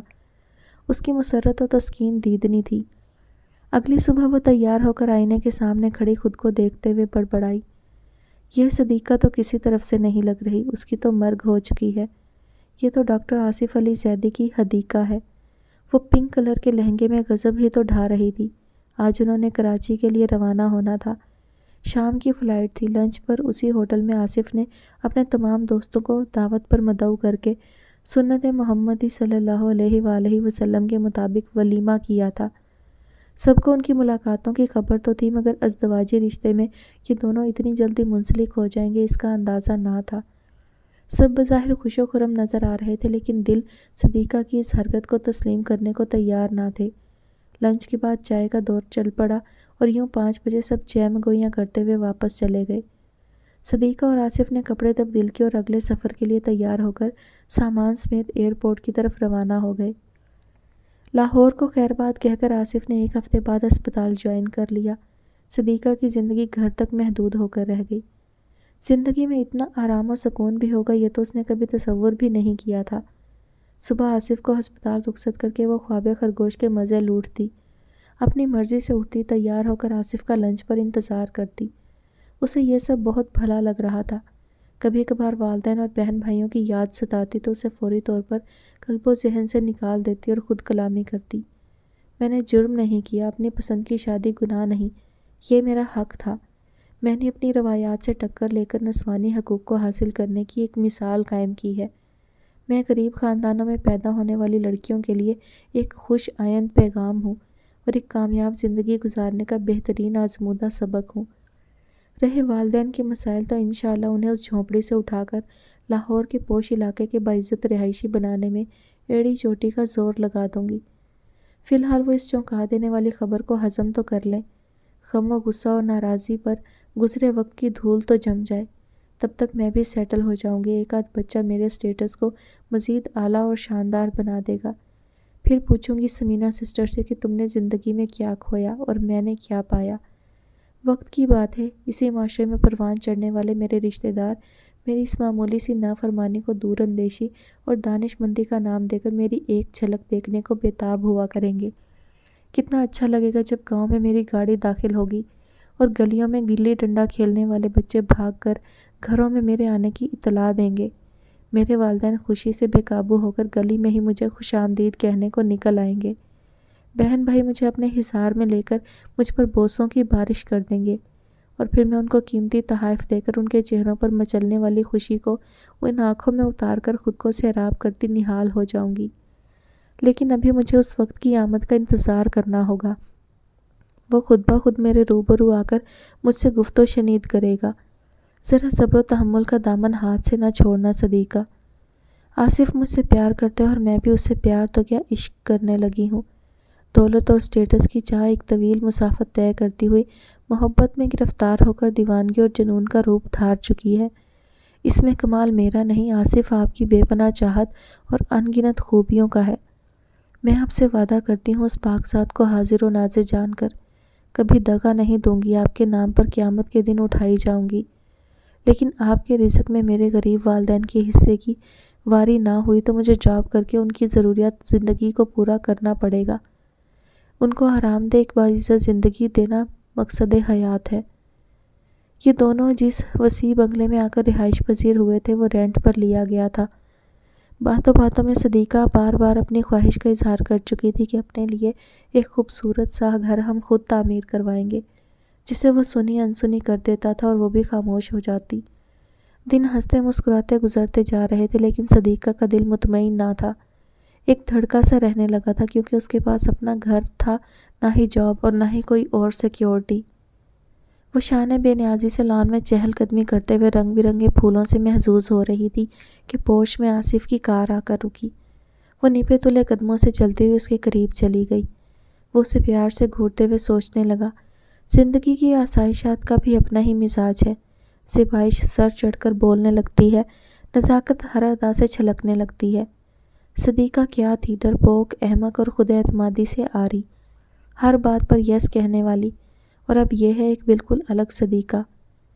کہاں کھو گئے جناب؟ وہ کار کا دروازہ کھولتے ہوئے اپنائیت سے بولی تو آصف چونک اٹھا۔ کہاں گم ہے جناب؟ میں تو مدہوش رہتی ہوں آپ کی رفاقت کے نشے سے، ابھی تک باہر نہیں نکلی۔ ابھی تک مدہوش ہوں، وہ جھومتے ہوئے بولی۔ آئی تھنک طویل نشہ اپنی ذمہ داریوں سے کنارہ کشی کا دوسرا نام ہے۔ میڈم، اب مدہوشی سے باہر تشریف لے آئیے اور اپنی ذمہ داریوں کو پہچانیے۔ لہجے کی سختی پر وہ چونک کر اس کی آنکھوں میں جھانکنے لگی۔ آج اس کے دیکھنے اور بولنے کے انداز میں ہی فرق تھا۔ دل کو دھڑکا تو لگا ہی رہتا تھا، ایک دم سے جیسے ڈوبنے لگا۔ یہ بتاؤ کہ کبھی والدین کی یاد ستائی؟ ملنے کو دل بھی بےتاب ہوا؟ وہ سنجیدگی سے بولا، کیونکہ ایک ایسے بندے کی خاطر جس سے واسطہ اور تعلق فقط چند مہینوں کا ہے، ان خونی رشتوں کو کیسے بھلایا جا سکتا ہے جن سے آپ کا رشتہ قائم ہوئے سال ہا سال بیتے ہوں، مد و جزر اور نشیب و فراز میں ساتھ ساتھ گزرے ہوں؟ ان کو میں تو فراموش کرنے میں ناکام رہا ہوں۔ تم کیسی بے مروت بیٹی ہو کہ اپنے والدین کی غربت کا احساس تک نہ رہا، جبکہ تم جانتی تھی کہ والدین کی بسر اوقات تمہاری ہی تنخواہ پر ہے۔ تم نے مجھ سے کبھی فکر مندی کا اظہار تک نہ کیا، مجھ سے غیریت کیوں برتی؟ کیا وقت گزاری کر رہی ہو میرے ساتھ جیسے تم نے والدین کے ساتھ کیا؟ اسی کیٹیگری میں مجھے بھی لا کر کھڑا کر دیا۔ لہجے میں حد درجہ خفگی تھی۔ آپ کی یہ باتیں میری سمجھ سے بالا تر ہیں، پلیز مسئلہ کیا ہے کھل کر بتائیں۔ وہ چپل پاؤں کے قریب رکھ کر جوتے اور موزے اٹھاتے ہوئے بولا، سسٹر سمینا کا فون آیا تھا، بتا رہی تھی کہ تمہارے والدین کو شادی کی خبر پہنچ چکی ہے اور دونوں بستر سے لگ چکے ہیں۔ ڈاکٹر کے پاس جانے کے لیے نہ پیسہ ہے نہ ہی ہمت ہے۔ وہ کرسی پر بیٹھ گیا۔ خبر رساں سمینا خود ہے، بھلا وہ جل ککڑی اتنی بڑی خبر کو کیسے ہضم کر سکتی ہے؟ چسکے لے کر بتایا ہوگا۔ حالانکہ ایسی انہونی اور ہلا دینے والی خبریں کبھی چھپتی تو ہیں نہیں، وہ نہ بتاتی تو بھی پتہ تو چل ہی جاتا۔ وہ غصے میں بول رہی تھی، تمہارے والدین کی حالت کا سن کر میں خاصا پریشان ہو گیا ہوں، جیسے میری ماں کو سنتے ہی ہارٹ اٹیک ہو جائے گا اور میں خود کو کبھی معاف نہیں کروں گا۔ تم سخت دل بیٹی ہو، سہ جاؤ گی، اپنی لطافت بھری زندگی میں مگن ہو جاؤ گی، مگر میں اپنے والدین کی وہ اولاد ہوں جو ان کے اشاروں پر ناچتی ہے۔ وہ اکھڑے ہوئے لہجے میں بول رہا تھا، وہ ششدر ہو کر اسے دیکھے جا رہی تھی۔ میرا دل چاہ رہا ہے فوراً ان کے پاس چلا جاؤں، موقع محل دیکھ کر اپنی اس غلطی کا اعتراف کر لوں۔ وہ سوچتے ہوئے بولا، آصف میرا دل ڈر رہا ہے، مجھے ایسے محسوس ہو رہا ہے جیسے ہم دونوں ایک بہت بڑے طوفان کی زد میں آنے والے ہیں، کیونکہ نیا بے مہار ہو کر ڈولنے لگی ہے۔ آصف، ہمارا بنا بنایا گھر ڈوب جائے گا، آپ ہوش میں آ جائیں، آپ کو کیا ہو گیا ہے؟ پلیز آصف۔ وہ اس کے گھٹنوں پر سر رکھ کر رو دی۔ سویا ہوا ضمیر جاگ اٹھا ہے صدیقہ، آج سسٹر سمینا کی باتوں نے ہلا کر رکھ دیا ہے۔ ہم نے اپنے والدین پر ایسی زیادتی کر ڈالی ہے جس کا ازالہ مشکل ہے۔ ہمیں ایک دن تو اس طوفان کا سامنا کرنا ہی تھا، سو وہ وقت آ ہی گیا، وہ سنجیدہ تھا۔ سب سے پہلے یہ چیک اپنے مجبور اور لاچار والدین کو پہنچاؤ، تم نے بھی تو حد ہی کر دی ہے۔ ذرا سوچو اتنے مہینے انہوں نے کیسے گزارے ہوں گے۔ خود غرضی اور لاپرواہی کی بھی انتہا ہوتی ہے۔ مجھے تم سے یہ امید نہ تھی۔ مجھے سوچ کر ہی افسوس ہونے لگا ہے کہ تم والدین کو اتنی جلدی بھلا سکتی ہو تو میں کس زمرے میں آتا ہوں۔ وہ قریب ہی کارپیٹ پر اس کے گھٹنوں سے سر اٹھا کر بے بسی سے دیکھنے لگی۔ ٹسوے بہانے سے تم اپنے والدین کے درد کو دھو نہیں سکتی۔ تم نے ان کی خبر ہی لی ہوتی کہ کس حال میں ہے۔ میں نے ان سے ناتا توڑنے کا نہیں کہا تھا، شادی کو سیکھا راز میں رکھنے کی تلقین کی تھی، وہ بھی تھوڑی مدت کے لیے۔ وہ قطرے خفگی سے بولا۔ وہ حیرت سے اسے دیکھنے لگی کہ وہ مورد الزام اسے ہی ٹھہرا رہا تھا، اپنی پارسائی اور بے گناہی کے کلمات اس کی زبان پر تھے۔ میں غلط بیانی سے کام نہیں لے رہا، حقیقت سے تمہیں روشناس کرنا چاہتا ہوں کہ شادی کا مطلب یہ ہرگز نہیں کہ والدین سے عمر بھر کے لیے کنارہ کشی اختیار کر لیں۔ کم از کم میں تو ایسا گناہ نہیں کر سکتا۔ وہ تلخی سے بول رہا تھا۔ آپ کھل کر کیوں نہیں کہہ دیتے کہ آپ کو پچھتاووں نے گھیر لیا ہے؟ میں آپ کی نظروں سے گر گئی ہوں کیونکہ میں نے آپ کی خواہش کو اولیت دی۔ آج آپ مکمل طور پر ہوش میں آ چکے ہیں کیونکہ رات بیت چکی ہے۔ طلوع سحر نے نشہ توڑ دیا ہے۔ اب سابقہ غلطی کا احساس سر اٹھانے لگا ہے اور میں آپ کے دل و دماغ سے نکل کر بہت دور جا چکی ہوں۔ لیکن یاد رکھیے، میں نے آپ کے ساتھ جینے مرنے کا عہد کیا تھا، ہمیشہ اسی پر قائم پائیں گے۔ یہی تو فرق ہے آپ میں اور مجھ میں۔ وہ مری ہوئی آواز میں بولے جا رہی تھی۔ تمہیں چھوڑنے کا کب کہہ رہا ہوں، والدین سے ملنے کی بات ہو رہی ہے، وہ نرمی سے بولا۔ میں ان کا سامنا نہیں کر سکتی آصف، اگر آپ یہ باتیں شادی سے پہلے کرتے تو کتنا ہی اچھا ہوتا۔ پہلے والدین کی آمادگی ہوتی، پھر ان کی دعاؤں کے سائے میں ہم نئی زندگی کا آغاز کرتے۔ نارمل طریقہ تو یہی تھا۔ وہ اپنی خوشیوں میں تو رونا بھول گئی تھی، مگر آج آصف کے تانوں نے پرانی تمام تلخ یادوں کو جگا دیا تھا۔ اس کی آنکھوں میں ساون بھادوں کی جھڑی لگ گئی تھی، جس کا آصف پر رتی بھر اثر نہ ہو رہا تھا۔ میرا فیصلہ تو نہایت جذباتی تھا، کاش تم نے اپنی روایات کی قدر کی ہوتی، ہم دونوں کے ملاپ کا اس سے بہتر طریقہ ڈھونڈ لیا ہوتا۔ تم بھی عاقبت نا اندیش ہی نکلی۔ مرد اور عورت میں یہی تو فرق ہے۔ تم کیسی عورت ہو؟ دغا باز بیٹی اور خود غرض بیوی جسے فقط اپنی خوشیوں سے غرض ہے، وہ تعصب بھرے لہجے میں بولا۔ آپ درست فرما رہے ہیں، میں جلد ہی والدین سے ملنے گاؤں جاؤں گی۔ اگر انہوں نے مجھے قبول کرنے سے انکار کر دیا تو پھر میرے لیے کون سا راستہ بہتر رہے گا، آپ ہی بتا دیجئے۔ وہ پریشانی میں کانپ اٹھتی تھی۔ واپس آ جاؤں یا انہی گلیوں کی دھول بن جاؤں؟ تم اپنے حالات سے بخوبی واقف ہو، میں کسی راستے کا تعین نہیں کر سکتا۔ لہجے کی رکھائی سے وہ اسے حیرت سے دیکھتے ہوئے سوچنے لگی کہ کیا شوہر اتنی تیزی سے بے لحاظ اور بے مروت ہو سکتا ہے؟ میں نے تو کبھی سوچا بھی نہ تھا، اور پھر آصف جیسا مرد لگتا ہے سمینہ نے کچھ لگائی بجھائی سے کام لیا ہے۔ وہ میری لگژری لائف سے جیلس تو پہلے دن سے ہی تھی۔ کیا سوچ رہی ہو؟ وہ سنجیدگی سے بولا۔ آپ اتنی جلدی بدل جائیں گے، کاش میں پہلے جان پاتی، وہ روحانسی ہو گئی۔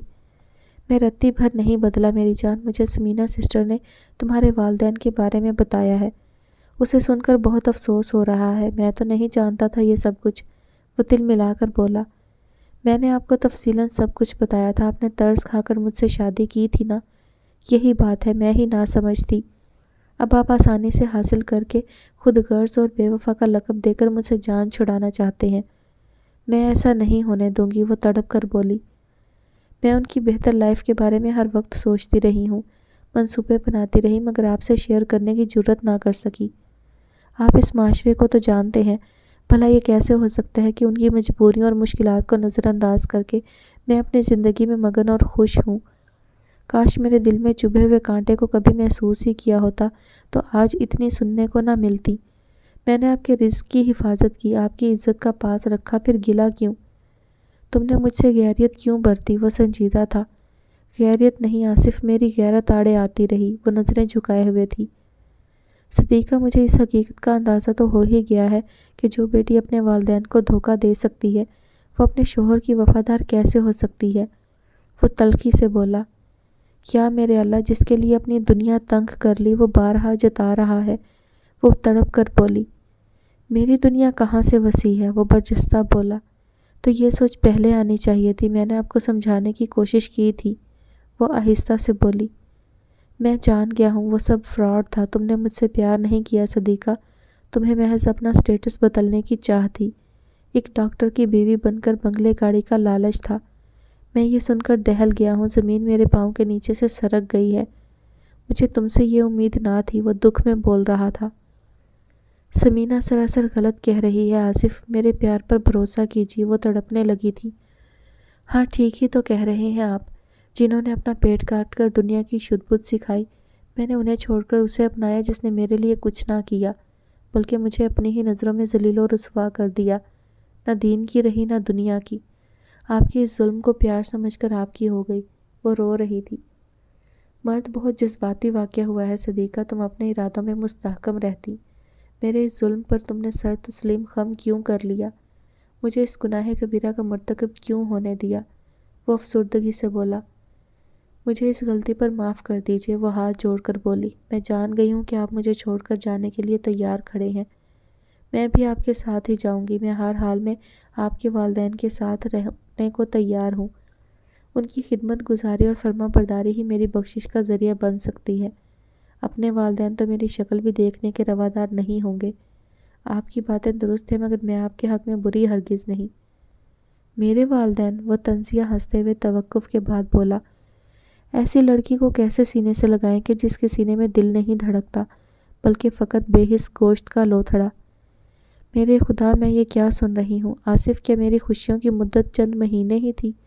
کاش میں پہلے جان پاتی کہ مرد کی وفا اور پیار پر یقین رکھنے والی عورت پرلے درجے کی عاقبت نااندیش گردانی جاتی ہے۔ مجھ سے بڑی غلطی ہو گئی۔ کاش بیتا ہوا وقت واپس آ جائے اور میں آپ کی میٹھی باتوں کا جواب نفی میں دے کر آپ سے اتنی دور چلی جاؤں جہاں تک آپ کی رسائی ناممکن ہو۔ وہ بھی قدرے زور سے بولی۔ مجھے جواب دیجیے اس سوال کا کہ میری غربت اور کمزوری کو دیکھ کر آپ نے مجھے سبز باغ کیوں دکھائے تھے؟ مجھے اپنانے کا ڈھونگ رچانے والا باوفا کیسے ہو سکتا ہے؟ بتائیے کہ دغا باز کون ہے، میں کہ آپ؟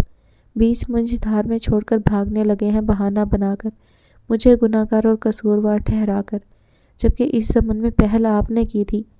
میں نے بار بار سوچنے کا کہا۔ میں جانتی ہوں کہ آپ کی دولت کی چندھیا دینے والی روشنی اور پیسوں کی جھنکار نے میری سماعت اور بینائی کو مفلوج کر دیا تھا، لیکن اس کا یہ مطلب ہرگز نہیں کہ میں کل آپ کو چھوڑ کر کسی اور کی تجوری پر قابض ہو جاؤں گی۔ سب مجھے چھوڑنے کے بہانے ہیں۔ اب اس کا سدے باب کر لو، وہ لاپرواہی سے بولا۔ مثلاً کیسے؟ تفصیل بتائیے۔ میں نادان اور احمق لڑکی زمانی باتوں کو کیا جانوں؟ وہ رکھائی سے بولی۔ میں کالا تمہارے قابل نہ تھا۔ آئی ایم ایکسٹریملی سوری جناب، وہ غصے سے بولا۔ سمینہ آپ کو اس نام سے پکارا کرتی تھی آصف، اس نے یہ الزام مجھ پر تھوپ دیا۔ وہ رونے لگی۔ میں تمہاری کسی بات پر یقین نہیں کروں گا کیونکہ تم ایک خود غرض لڑکی ہو۔ کل کسی اور طرف چل پڑو گی، وہ زچ ہو کر بولا۔ ان تمام خدشات کا وقت بیت چکا ہے آصف، میں نے اپنی تمام زندگی آپ کے نام لکھ دی ہے۔ یہی میرا قصور ہے جس کی سزا مجھے دے ڈالی ہے۔ وہ نرمی سے بولی مگر وہ خاموش رہا۔ مگر یہ یاد رکھیے گا کہ میرے گناہ کی سزا میں انصاف ضرور کیجیے گا۔ میرے قصور سے بڑھ کر سزا تجویز کی تو آپ کی پکڑ دونوں جہانوں میں عبرت ناک ہوگی، کیونکہ انصاف کرنے والا ہمیں دیکھ رہا ہے، وہ بے بسی سے بولی اور وہ اسے نظر انداز کرتا باہر نکل گیا۔ یا میرے اللہ، یہ محل نما گھر، یہ وسیع و ریزلان اور آگے پیچھے بھاگتے دوڑتے ملازمین جنہوں نے مجھے خود اعتمادی اور تفاخر کا درس دیا، سب ہی فریب دے گئے، کاٹ کھانے کو دوڑنے لگے ہیں۔ میری مجروح انا اور خودداری چیخ چیخ کر مجھ سے سکون اور اطمینان کی بھیک مانگ رہی ہے۔ اس کرب نے مجھے ادموا کر دیا ہے، کاش میں مر جاؤں۔ کیا کروں، کہاں جاؤں؟ کوئی ہے پرسان حال؟ کوئی ہے میرا ہمراز؟ سوچتے ہوئے اس نے کروٹ بدلی۔ نیند کوسوں دور تھی۔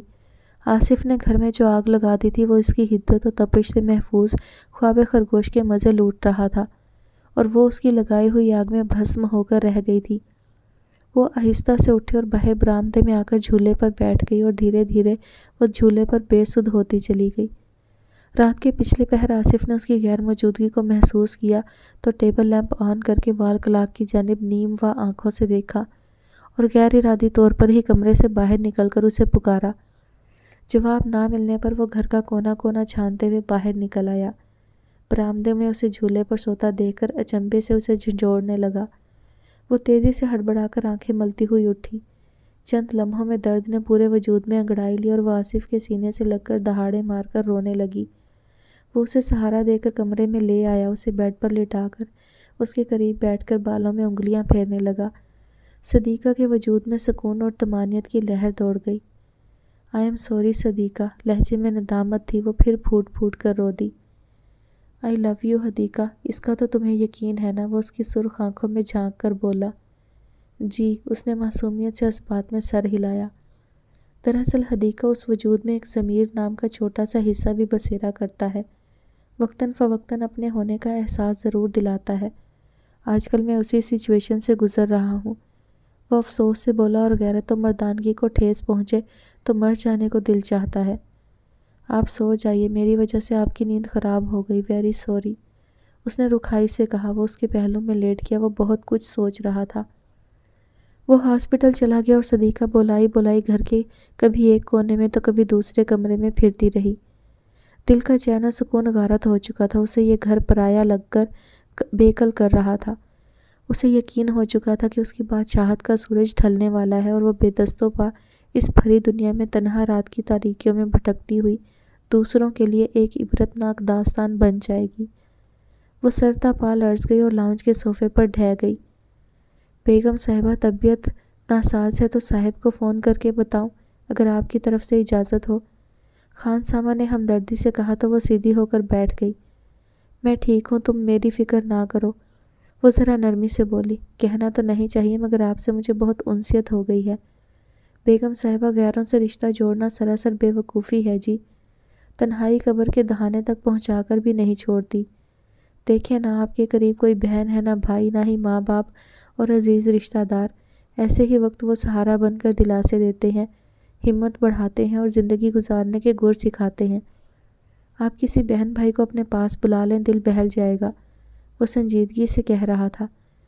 وہ سوچنے لگی، سچ ہی تو کہتا ہے چاچا، زندگی اپنوں کے بغیر مجبوری بن جاتی ہے اور ناقابل برداشت بوجھ بن کر ہر پل اپنے دکھوں اور محرومیوں کا احساس دلاتی ہے۔ یہ اس کا تجربہ بول رہا ہے۔ میری کم عمری کا یہ فیصلہ مجھے سراسر رسوائی اور پشیمانی کی جانب دھکیلنے جا رہا ہے۔ آج اسے بھی میری کم عقلی کا اندازہ ہو گیا ہے۔ آصف ایک پڑھا لکھا دولت مند خاندان کا پروردہ میری عزت کا پاس کب تک رکھ سکتا ہے؟ میں نے جو بیج بویا ہے فصل اسی بیج سے پروان چڑھتی ہوئی کاٹوں گی۔ بیگم صاحبہ، میرے ہوتے ہوئے کسی پریشانی یا فکر کی ضرورت نہیں۔ میں آپ کے گاؤں جاؤں گا، معاملہ سلجھانے کی کوشش کروں گا، اس نے تسلی دی۔ تو مطلب یہ کہ اس نے ہماری تمام گفتگو سن لی ہے، اس نے افسردگی سے سوچا۔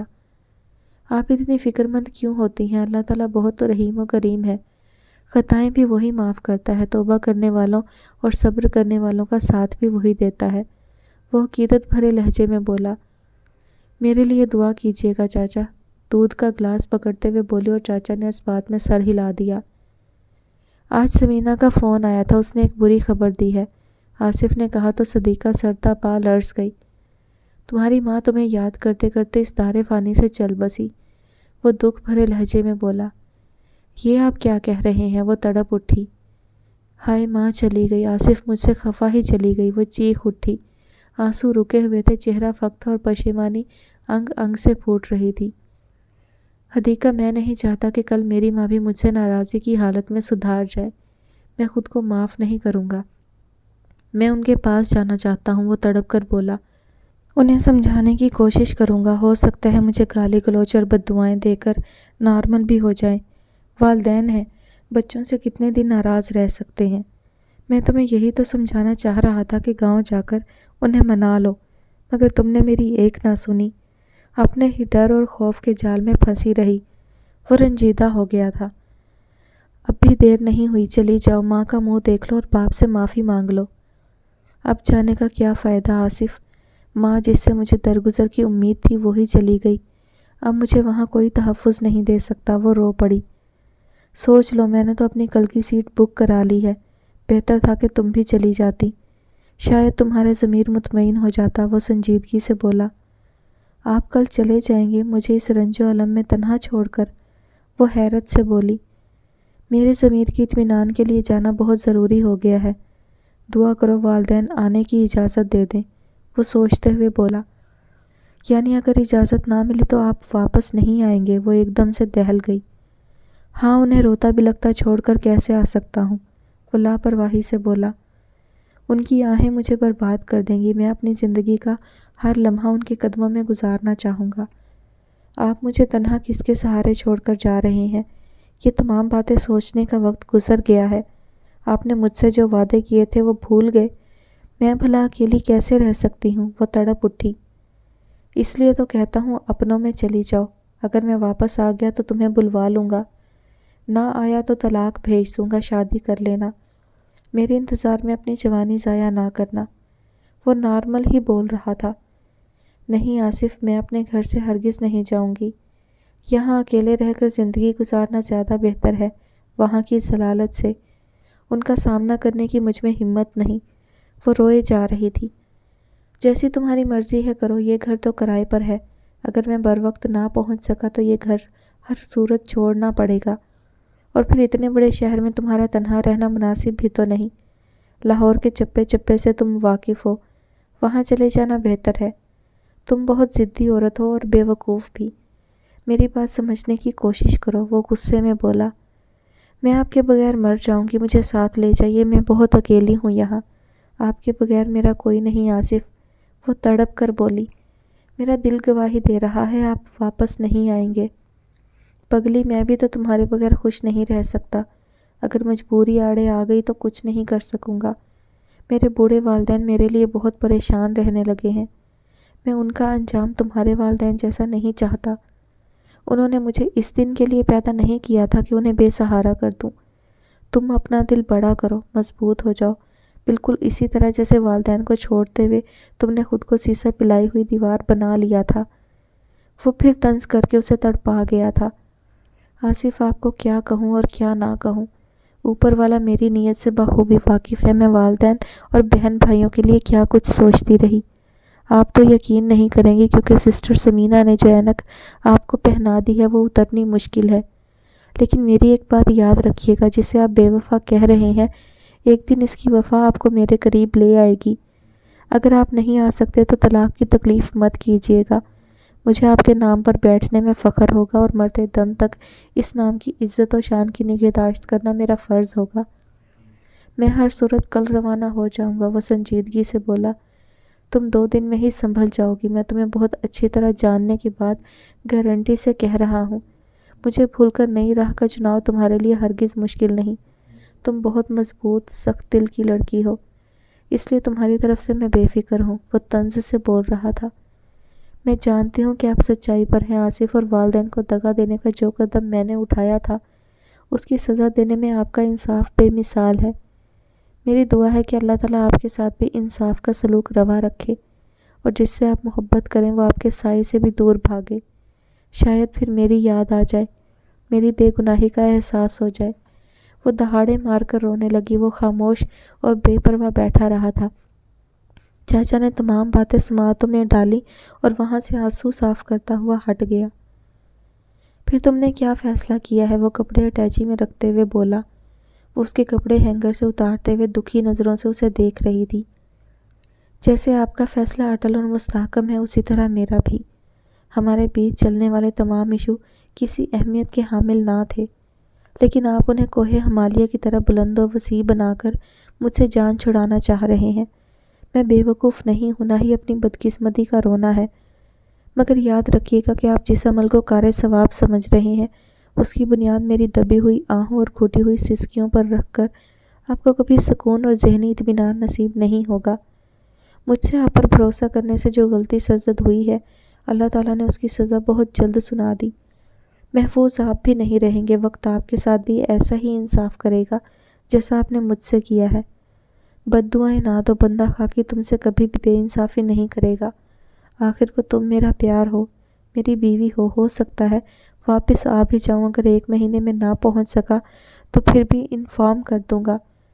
اس کے چہرے پر ڈھٹائی اور بے لحاظی تھی، جبکہ صدیقہ کا چہرہ مظلومیت کی داستان بن چکا تھا۔ باہر شام کے دھندلکے رات کی تاریکی میں ڈوبتے جا رہے تھے۔ چوکیدار نے پورچ اور گیٹ کی لائٹس آن کر دی تھی، مگر گھر تاریکی میں گھرا ہوا تھا۔ اس کے کمرے کی لائٹ میں آصف اپنی پیکنگ مکمل کر کے باتھ روم جا چکا تھا۔ حدیقہ اپنی تقدیر کو کوستی گھر کے کسی کونے میں دہائی دے رہی تھی۔ تیار ہو کر آصف نے حدیقہ کو آواز دی، مگر جواب نہ پا کر چاچا کو بلایا اور اس کے ہاتھ میں چیک دے کر لاپرواہی سے کہنے لگا، مہینے کے آخر میں تمام بلز اور اس گھر کا کرایہ ادا کر دینا، اور اپنی نوکری آج سے ہی ڈھونڈنی شروع کر دو۔ حدیقہ میرے آنے تک اپنے والدین کے پاس رہے گی، بھلا اتنے بڑے گھر میں وہ تنہا کیسے رہ سکتی ہے؟ سامان گاڑی میں رکھ دو، بعد میں ڈرائیور گاڑی شو روم پہنچا دے گا۔ سامان گاڑی میں رکھو، مجھے دیر ہو رہی ہے، اور اپنی بیگم صاحبہ کو بتا دینا کہ میں جلد آنے کی کوشش کروں گا اور سیدھا اس کے گاؤں ہی پہنچ جاؤں گا۔ نہ جانے اس وقت کہاں چلی گئی ہے، کہیں فلائٹ ہی نہ نکل جائے، وہ کھڑکی کی طرف دیکھ کر بولا۔ صدیقہ کے کانوں کو اس کی آواز کس قدر اذیت دے رہی تھی، اسے یقین نہیں آ رہا تھا کہ یہ آصف کی میٹھی زبان ہے جو خنجر کا کام کر رہی تھی۔ وہ مجھے قصوروار ٹھہرائے بغیر بھی روپوش ہو سکتا تھا، اس نے ایسا کیوں نہیں کیا؟ وہ سوچے جا رہی تھی۔ اس کی نیت میں فطور تھا، جو آج تک مجھے اپنے گھر کا ایڈریس اور اپنے کسی رشتہ دار کا نمبر تک نہ دیا۔ کتنا بڑا دھوکے باز نکلا۔ 2 ہفتوں میں ہی آنن فانن اس کی کایا ہی پلٹ گئی تھی۔ وہ آکاش کی رفتوں سے دھرتی کی پستیوں اور گہری کھائیوں میں منہ کے بل گر گئی تھی۔ اس سمینہ کا جو بھی رول تھا، آصف ہی کانوں کا کچا اور فیصلے میں جلد باز نکلا تھا۔ اس نے صدیقہ کو بے وقوف بنانے کے بعد چھوڑنے کا فیصلہ تو کر لیا تھا، مگر اتنی جلدی وہ انجام تک پہنچ گیا، وہ خود بھی حیران تھا۔ بیگم صاحبہ کچھ تو کھا پی لیں، صاحب کے جانے کا کب تک سوگ منائیں گی؟ اس نے لاؤنج میں صوفے پر آنکھیں بند کیے صدیقہ کو دکھ سے دیکھ کر سمجھانے کی کوشش کی، مگر وہ اضطراری کیفیت میں لیٹی رہی۔ بیگم صاحبہ یوں سوگوار رہنے اور آہو بکا کرنے کا کیا فائدہ؟ آپ یہ مت بھولیں کہ آپ نے اکیلے ہی حالات سے مقابلہ کرنا ہے۔ کوئی اپنا ہمدردی کرنے آئے گا، نہ دلاسا دینے پہنچے گا۔ آپ نے ڈاکٹر صاحب کو اپنے پاؤں پر کھڑا رہ کر دکھانا ہے۔ وہ بے اختیاری میں کہہ گیا۔ صدیقہ نے اس کی طرف آنکھیں کھول کر دیکھا۔ وہ سر جھکائے احتراماً کھڑا تھا۔ وہ اس کے سامنے مؤدبانہ انداز میں کھڑا تھا۔ صدیقہ کی نظروں کا مطلب سمجھ کر آہستگی سے بولا، بیگم صاحبہ آپ میری بیٹی کے برابر ہیں۔ ایک باپ اپنی بیٹی پر ہونے والی زیادتی کو کیسے برداشت کر سکتا ہے؟ مجھے غلط نہیں سمجھیے گا، سوری۔ سوری کی کوئی بات نہیں چاچا، وہ بیٹھتے ہوئے بولی۔ آپ کیا کہنا چاہتے ہیں؟ آپ کا عمر بھر کا تجربہ ہے، مشاہدات ہیں، آپ مجھے بہتر مشورہ ہی دیں گے۔ وہ سوچتے ہوئے بولا، آپ کو ایک بار گاؤں جانا چاہیے۔ کہیں ایسا نہ ہو کہ آپ کو قدم قدم پر پچھتاووں کا سامنا کرنا پڑے کہ اپنوں سے مل لیا ہوتا تو بہتر ہوتا۔ وہ پرے ہٹ کر قالین پر بیٹھ گیا۔ چاچا میں ملک خاندان کی بیٹی ہوں، وہ میری جدائی میں مرتے مر جائیں گے مگر مجھے معاف نہیں کریں گے۔ مجھ سے انجانے اور ناسمجھی میں بہت بڑی زیادتی ہوئی ہے۔ اگر آج ماں زندہ ہوتی تو میرے لیے ڈھال بن جاتی، چاہے اسے اس کی قیمت ہی ادا کیوں نہ کرنا پڑتی۔ اب میں بہت لیٹ ہو گئی ہوں، سوچتی ہی رہ گئی کہ انہیں وہاں کے عذاب سے ایک دن نکال کر لے آؤں گی، مگر وہ خواب ادھورا ہی رہ گیا۔ یہ گھر تو ہمیں لامحالہ چھوڑنا ہی ہے، میں آپ کو اکیلا نہیں چھوڑ سکتا۔ آپ میرے غریب خانہ کو عزت بخش دیں۔ اوکھے سوکھے 2-4 دن کی تکلیف سہنی پڑے گی، میں خود ملک صاحب سے مل کر بات کرتا ہوں۔ آپ کی معصومیت میں کی گئی غلطی کو وہ ضرور معاف کر دیں گے۔ آپ کو ان کے حوالے کر کے شہر میں ہی نوکری ڈھونڈ لوں گا، مگر پہلے آپ کو آپ کے گھر آپ کے ٹھکانے پر پہنچا دوں، بعد میں میرا کام ہوتا رہے گا۔ بیگم صاحبہ یہ دنیا بڑی ظالم ہے، میں آپ کو تنہا نہیں چھوڑ سکتا۔ ڈاکٹر صاحب نے پھینک دیا تو کیا باپ تو چشم پوشی نہیں کر سکتا؟ وہ تعصب بھرے لہجے میں بولا۔ اگر انہوں نے مجھے ٹھکرا دیا تو؟ وہ خوفزدہ ہو کر لرز اٹھی۔ تو دنیا بہت وسیع ہے بیگم صاحبہ، آپ پڑھی لکھی ہیں، جاب کی کوشش کریں۔ تب تک کے لیے میرا غریب خانہ حاضر ہے۔ میں جانتا ہوں انسان سہل پسندی کی طرف بہت جلد مائل ہو جاتا ہے۔ آپ کو ایسی شاہانہ زندگی گزارنے کے بعد کافی مشکلات کا سامنا کرنا پڑے گا۔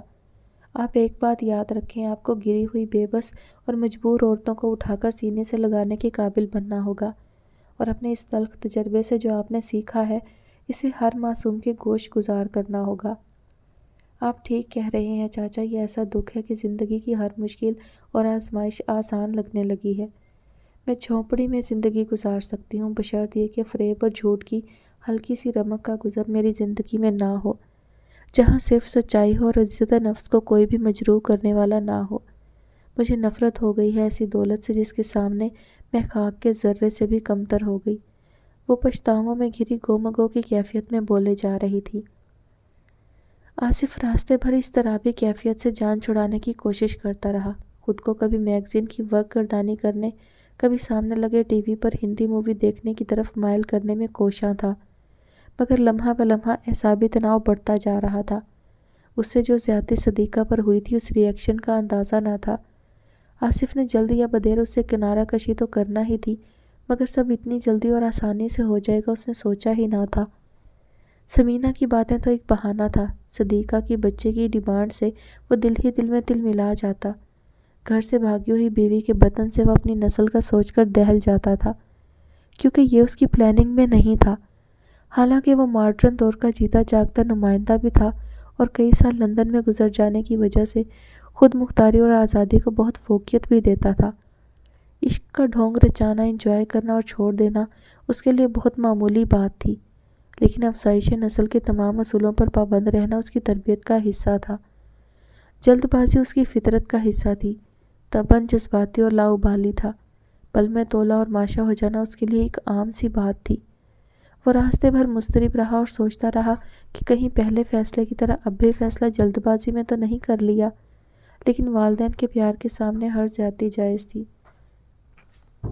सदीका की गुर्बत के फंसों से निकलना भी एक फितरी अमर था।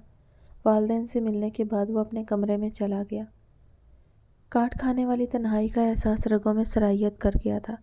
सदीका की ज़िंदगी को दुखों की आमाज का बनाने का कर्ब और नदामत सर चढ़कर बोलने लगी थी, मगर खुद को यह कहकर तसल्ली दे देता कि मेरा फ़ैसला दुरुस्त है। ऐसी लड़कियों के साथ इश्क तो लड़ाया जा सकता है, उनसे नस्ल चलाना सरासर नादानी है। उनके साथ चंद रातों का साथ तो दुरुस्त है, उम्र बिताने का तसव्वुर भी हमाकत है। मगर कब तक ज़मीर की लानत, मलामत और चीखों पुकार को दबाए रखता। हंसने बोलने वाला आसिफ चंद दिनों में ही डिप्रेशन में चला गया। वालिदैन के अनगिनत सवालात के बावजूद वो मुंह से एक लफ्ज़ न बोल सका कि उसके दिल में जो घाटा चुभ गया है वो उसके वजूद से खून के आखिरी कतरे को भी निकाल सकता है। मगर खामोश था, कुछ भी बताना नहीं चाहता था। सदीका ने अपना सामान पैक किया। कपड़े, जूते, पर्स और ज्वेलरी के अलावा उस बंगले की किसी अशिया पर उसका हक न था। फिर भी वो पुरमलाल और अलविदाई नज़रों से एक एक चीज़ का जायज़ा लेकर आसिफ के साथ गुजारा हुआ हसीन वक्त याद करने लगी। अब आंखों से सावन भादों की झड़ी रुक गई थी। अब तबीयत में सकूत था। अगले सफ़र का खौफ था। टैक्सी बाहर उसका इंतज़ार कर रही थी। चाचा सामान टैक्सी में रख चुका था। उसका इंतज़ार करने के बाद वो अंदर आया। सदीका को अपने बेड पर हारे हुए जवारी की तरह पशेमान और हसरत ज़दा देखकर बेइख्तियार होकर बोला, बेगम साहिबा, ऐसे तो ज़िंदगी गुजरने से रही। हिम्मत और हौसले से काम लें। चाचा, तुम तो जानते हो नया और ताज़ा ज़ख्म कितना दर्द देता है। वक्त के साथ घाव भरता जाएगा, तबीयत संभलती जाएगी। वो अपना पर्स उठाकर बोली, अभी आसिफ से बिछड़े 2 हफ्ते ही तो हुए हैं चाचा, उन्हें तो मुझसे वालिहाना मोहब्बत थी। ये सब क्यों और कैसे हो गया? मैंने तो कभी सोचा भी ना था कि इस खरी और सच्ची मोहब्बत का अंजाम इतना इबरतनाक होगा। जिसकी खातिर सब रिश्तों को छोड़ दिया, उसकी खुशी की खातिर उसके घर की बांदी बनकर रह गई, वही रूठ कर चला गया। इस बात पर जो मेरे लिए कुर्बानी थी, एसार था, उसने मेरी कदर करने की बजाय मुझे किन किन खताबात से नवाजा। क्या मोहब्बत ऐसी ही होती है? वक्त के तकाज़ों में मकीद हालात व वाक़यात की ग़ुलाम। वो आंसू साफ करने लगी। बेगम साहिबा, ये तकदीर के फ़ैसले हैं। आपको दोष देना तो ईमान की कमज़ोरी है। आसिफ साहब को आपसे कभी प्यार था ही नहीं। आप जब तक इस हकीकत को तस्लीम नहीं करेंगी, आपकी ज़िंदगी का सफ़र मुश्किल से मुश्किल तर होता जाएगा। वो अपनायत से उसके सर पर हाथ फेरते हुए बोला और वो अपना पर्स उठाकर घर को अलविदाई नज़रों से देखती हुई चाचा के पीछे बाहर निकल गई। जहाज़ में बैठते ही वो माजी के उन लम्हों में खो गई जब वो आसिफ के साथ खिलखिलाती हुई कराची आई थी। उसे कराची की रोशनी और गहमा गहमी में अपनों को बेदर्दी से छोड़ने का अफसोस भी नहीं रहा था। और आज वापसी में चाचा साथ था, उसके दर्द को महसूस करते हुए, और अंदर ही अंदर कराह रहा था और उसके मुस्तकबिल के बारे में सोचे जा रहा था। जो ही जहाज़ ने लाहौर के एयरपोर्ट पर लैंड किया, सदीका को एक लंबी क्याई और एक के बाद दीगरे ये सिलसिला बतदरीज बढ़ता चला गया। उसे व्हील चेयर में बिठाकर लाउंज में ले जाया गया और नीम गनूदगी की हालत में वो चाचा की सरपरस्ती में अस्पताल एडमिट हो गई। अस्पताल की सुबह भी किस कदर कड़वी और कसीली होती है। यूँ लगता है जैसे जहाँ भर की बीमारियाँ वजूद में समा गई हों। वो नर्स की मदद से बेड से उठी और धीमे कदमों से बाथरूम तक चली गई। मुंह हाथ धोकर बाहर निकली ही थी कि नर्स व्हील चेयर लिए खड़ी मिली। वो उसे लैब ले गई और हर तरह के टेस्ट के बाद वापस कमरे में छोड़ गई। चाचा दरवाजे के बाहर ही खड़ा इंतज़ार कर रहा था। उसने आहिस्ता से गांव का एड्रेस मांगा क्योंकि वो आज ही वहां जाना चाहता था। सदीका ने लर्जिश ज़दा हाथों से एड्रेस लिखकर उसे थमाते हुए कहा, आपको वहां जाकर पछतावा ही होगा। मुझे भले की उम्मीद है बेगम साहिबा, औलाद से मुंह मोड़ना इतना आसान नहीं जितना आपने समझ रखा है। वो सरगोशी के अंदाज में बोला, उफ, औलाद के लिए किस कदर आसान है ऐसा करना। मैं भी तो ऐसी बेवफा और नामुराद निकली हूँ। बात तो सच है, मैं चाहे कितने ही दलाइल देकर खुद को बेवकूफ़ क्यों ना बना लूँ, हकीकत को कब तक झुटलाऊंगी। वो दिल में ही सोचती रह गई और चाचा उस वक्त उसे एक मसीहा और आसमान से नाजिल होने वाला फरिश्ता लगा। अल्लाह ताला इंसानों की शक्ल में फरिश्ते भेजकर गमज़दा और रंजीदा लोगों की मदद फरमाता है। ورنہ یہ دنیا تو آہوں سسکیوں اور آنسوؤں کی آماج کا بن جائے۔ اس نے چاچا کے مضطرب چہرے کی طرف دیکھ کر سوچا۔ رات بھر جاگنے کی وجہ سے اس کی طبیعت میں کسل مندی کے ساتھ لاغر پن بھی حد درجے کا تھا۔ ڈاکٹر راؤنڈ پر آئی تو اس کا بی پی دیکھ کر گھبرا گئی، پھر اسے ڈرپ لگانے کی ضرورت محسوس ہوئی اور ساتھ ہی اسے انجیکشن دے کر سلا دیا۔ کم ان صدیقہ، لیڈی ڈاکٹر سہرش نے صدیقہ کو آفس میں آتے دیکھ کر مسکراتے ہوئے کہا۔ تمہارے لیے گڈ نیوز ہے، صدیقہ نے اچنبھے سے اسے دیکھ کر دل میں ہی سرگوشی کی۔ گڈ نیوز میرے لیے؟ It is impossible. آپ ماں بننے والی ہیں۔ صدیقہ کے کانوں میں آواز گونجتی ہوئی دور ہوتی گئی اور وہ سنبھلنے کے باوجود کرسی پر لڑک گئی۔ اسے وہیں انسپیکشن ٹیبل پر لٹا دیا۔ 5 منٹ بعد ہی وہ آنکھیں کھول کر حیرت سے گرد و پیش کا جائزہ لیتے ہوئے مکمل طور پر ہوش میں آ گئی۔ وہ ماں بننے والی ہے، وہ بڑبڑائی۔ بات تو خوشی کی ہے، لیکن اتنی بڑی ذمہ داری کیسے نبھاؤں گی؟ وہ بے بسی سے سامنے کھڑی ڈاکٹر کو دیکھنے لگی۔ صدیقہ، فرسٹ بیبی کی خوشی کا تو جواب ہی نہیں ہوتا، مگر میں نے آج تک ایسی عورت نہیں دیکھی جو یہ خبر سن کر مارے مسرت کے اپنے ہوش و حواس کھو بیٹھے۔ وہ مسکرا کر اس کا بلڈ پریشر چیک کرنے لگی۔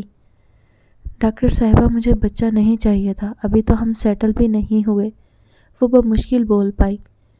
نہ جانے اس کے والد کو واپس آنے میں کتنا ٹائم لگے، میں اکیلی کیسے سروائیو کروں گی اس کے ساتھ۔ جاب کرو اور اپنی ماں یا چھوٹی بہن کو اپنے پاس رکھو جب تک میاں نہیں آتا، وہ لاپرواہی سے بولی۔ خود کو مصروف رکھو گی تو 9 مہینے گزرنے کا پتہ بھی نہیں چلے گا۔ ماں کا انتقال ہو چکا ہے، یہ سفر مجھے تنہا ہی طے کرنا پڑے گا۔ وہ روحانسی ہو گئی۔ اس میں پریشانی کی کوئی بات نہیں، ہمت کرو، اسی اسپتال میں اس وقت ویکینسی بھی ہے، 2 کمروں کا فلیٹ تمہارے لیے کافی رہے گا، بآسانی مل جائے گا۔ اس کے لہجے میں اتنی ہمدردی تھی کہ وہ زاروں قطار رونے لگی اور اس کا ہاتھ پکڑ کر اپنی روداد سنا کر آنکھیں موند لی، جیسے ندامت سے وہ اس سے نظریں ملانے سے قاصر ہو۔ صدیقہ، میں نے تمہیں پہچان بھی لیا تھا اور تمہارے چہرے پر پچھتاووں کو بھانپ بھی لیا تھا، مگر میں اپنے وہم اور سوچ کو غلط قرار دیتی ہوئی قدرے مطمئن تو ہو گئی تھی، مگر تمہاری آنکھوں کی پسماردگی اور سیاہی مجھے ہر بار ایک سندیسہ دے جاتی۔ صدیقہ، اس نے تم سے دستبرداری کا بہانہ ڈھونڈا ہے، اس نے تمہیں کبھی پیار کیا ہی نہ تھا۔ اس کے سر پر ہوس کا وقتی بھوت سوار تھا، وہ اتر گیا اور وہ تمہیں تڑپتا بلکتا تنہا چھوڑ کر چلتا بنا۔ تم اسے بھول جاؤ، وہ واپس نہیں آئے گا اور یہ بچہ تمہارے لیے باعث رحمت اور مقصد حیات ہوگا، وہ دکھ بھرے لہجے میں بولی۔ میں آپ کی تمام باتوں سے اتفاق کرتی ہوں، مجھ سے نہ جانے اسے کیا دشمنی تھی، کس ستم کا بدلہ لیا ہے اس نے۔ دشمنی نہیں تھی، اس کے سر پر ہوس کا بھوت سوار تھا۔ اگر وہ شادی کے بغیر اتر جاتا تو وہ تم سے شادی کرنے کو اہم نہ سمجھتا، مگر تم تھی ایک نیک اور پاکیزہ لڑکی۔ خیر، جو ہونا تھا وہ تو ہو چکا، وہ ماضی تھا، بیت گیا۔ اب اپنے حال اور اس معصوم کے مستقبل کی فکر کرو۔ اس ننھی جان کا کیا قصور ہے کہ اسے اس دنیا میں آنے سے روک دیا جائے؟ اس گناہ کبیرہ کے بارے میں کبھی سوچ بھی ذہن میں نہ لانا، وہ سنجیدگی اور سختی سے بولی۔ تھینک یو ڈاکٹر سہرش، وہ آنسو صاف کرتے ہوئے بولی، مگر یہ سب کیسے مینیج ہوگا؟ تم اس کی فکر نہ کرو، میں تمہاری جاب کا انتظام کرتی ہوں اور رہائش اور سیکیورٹی کا بھی، وہ مسکرا کر بولی۔ بس تمہیں صرف اس ٹینشن سے مکمل طور پر آؤٹ ہونا ہے اور اپنی نئی زندگی کو فخر اور حوصلے کے ساتھ ویلکم کرنا ہے، یہی ہے تمہاری اور آنے والے بچے کی سیکیورٹی۔ ضمیر کی بھڑکتی ہوئی آگ میں ڈاکٹر آصف ہر پل جیے گا اور مرے گا، کیونکہ وہ دھوکے باز اور بے حس نکلا۔ تم نے تو اسے پیار کیا تھا، تم نے پسند کی شادی کر لی، کوئی گناہ نہیں کیا۔ معاشرہ معاف کرتا ہے یا نہیں، تمہیں اپنے کیے پر پشیمان نہیں ہونا چاہیے۔ تم نے جو بھی کیا اسے غلط رنگ دے کر خود کو اذیت میں مبتلا کرنا چھوڑ دو، اس بچے کے لیے درست نہیں ہوگا۔ تم تو جانتی ہو کہ ماں کے مزاج کا بچے کے ذہن پر کیسا اثر پڑتا ہے، وہ مسکرا دی۔ جی، وہ اس بات میں سر ہلا کر بولی۔ اللہ تعالیٰ کسی حاجت مند کو تنہا نہیں چھوڑتا، اس کے لیے کہیں نہ کہیں سے غیبی مدد ضرور پہنچتی ہے، وہ عقیدت بھرے لہجے میں بولی۔ تمہاری خوش آئند زندگی کی شروعات ہو چکی ہے، بیسٹ آف لک۔ اس نے ہاتھ آگے بڑھایا تو صدیقہ نے اپنا سرد ہاتھ اس کے ہاتھ میں دے کر کہا، آپ کا یہ احسان زندگی بھر نہیں بھولوں گی۔ سچ ہے کہ ڈاکٹر زندگی بخشتا ہے، لیتا نہیں۔ وہ آیا کے ساتھ اپنے کمرے کی طرف چل پڑی۔ کمرے سے باہر دروازے پر چاچا کا جھکا ہوا سر دیکھ کر اس کا دل بیٹھنے لگا، مگر فوراً ہی خود پر قابو پا کر قریبی کرسی پر بیٹھ گئی۔ चाचा खामोश था। आंखों में बेपनाह उदासी और मायूसी की परछाई देखकर हिम्मत से बोली, अच्छा हुआ चाचा, आपने अपनी ख्वाहिश पूरी कर ली। क्या फरमाया है उन्होंने? बताने के काबिल नहीं, सुनकर क्या करेंगी बेगम साहिबा? पहले क्या कम दुखी हैं आप? बस इतना सा बताना बहुत ज़रूरी है। उन्होंने गांव में सबको ये कहकर खामोश करा दिया था कि आपकी जॉब दुबई हो गई थी, वहीं रोड एक्सीडेंट में इंतकाल हो गया। उनके वसाइल आपकी बॉडी यहाँ लाने की इजाज़त नहीं देते थे, इसलिए वहीं दफन कर दिया। वो मरी हुई आवाज़ में बोल रहा था। चाचा, मैं जानती थी कि मैं उनके लिए मर गई हूँ। बात भी सच है, मैंने उनके साथ कौन सा अच्छा सलूक किया है। मैं खुद उनका सामना नहीं करना चाहती। इस काले और भयानक चेहरे के साथ वो कुर्सी से खड़ी हो गई और अपनायत से बोली, आप अपने बीवी बच्चों से मिलकर वापस मेरे पास आ जाएं। उम्मीद है मुझे इसी अस्पताल में नौकरी और रहने को जगह मिल जाएगी। आपके लिए भी अस्पताल में गार्ड की नौकरी की दरख्वास्त देती हूँ। आपका साया मेरे लिए बहुत ज़रूरी है चाचा। आपको बताना भूल गई, खैर से आप नाना बनने वाले हैं। बेगम साहिबा, ये क्या कह रही हैं आप? वो चौंक कर बोला। हाँ चाचा, वो कदरे मुस्कुराई। बेगम साहिबा, इस बच्चे के आने का ऐलान कर दीजिए, ये बड़ा ज़रूरी है, वरना बच्चे की आमद के साथ ही एक पहाड़ जैसी बड़ी तोहमत आपको और आने वाले बच्चे को उम्र भर के लिए नादिम कर देगी। दुनिया इसी का नाम है, इसके साथ चलना बड़ा ही मुश्किल काम है जी। वो जो कदरे बेहतर मूड में आ चुकी थी, उस पर घड़ों पानी पड़ गया। हैरत और तासुफ से उसे देखने लगी। मैंने तो ये नहीं सोचा था चाचा। कहीं आपने बुरा तो नहीं माना? वो हाथ जोड़कर मुद्दिबाना अंदाज में खड़ा था। चाचा, कैसी बात करते हैं? मैं अपने हमदर्द और मोहसिन की बात पर क्यों शक करूंगी? आप जो कर रहे हैं और कह रहे हैं उसमें मेरे लिए भलाई है।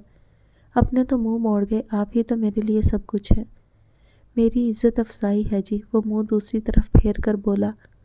बेगम साहिबा, हो सकता है ये बच्चा डॉक्टर साहब को आपके करीब ले आए। ये औलाद बड़ी जालिम शाह है, बड़े बड़े फन्ने खान इसके सामने झुक जाते हैं। चाचा, आसिफ का मुझे छोड़कर जाने का तरीका तो आपने देख ही लिया है। ना अपना एड्रेस, ना कॉन्टैक्ट नंबर, कुछ भी तो नहीं बताया। चाहते वक्त मिलकर भी ना गए। मैं मज़ीद खुश फहमियों की दुनिया में रहकर खुद को बेवकूफ़ नहीं बनाऊंगी।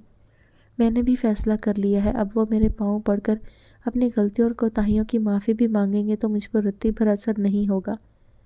दूसरा तलाक की डिमांड इसलिए नहीं करूँगी कि मैंने दूसरी शादी करनी है, ना ही डाइवोर्सी कहलाने को अच्छा समझती हूँ, और अब अपनी औलाद की खातिर ऐसा हरगिज़ नहीं होने दूँगी। वो सोचते हुए बेतहाशा मजबूती से बोल रही थी और चाचा उसे हैरत से देख रहा था कि माँ बनने की खबर ने ही इस लड़की को किस कदर तवाना और मुस्तहकम बना दिया था। उसकी मुनव्वर आंखें नई जिंदगी का पैगाम दे रही थी और चेहरे पर बला की तमानियत और तस्कीन रची बसी थी।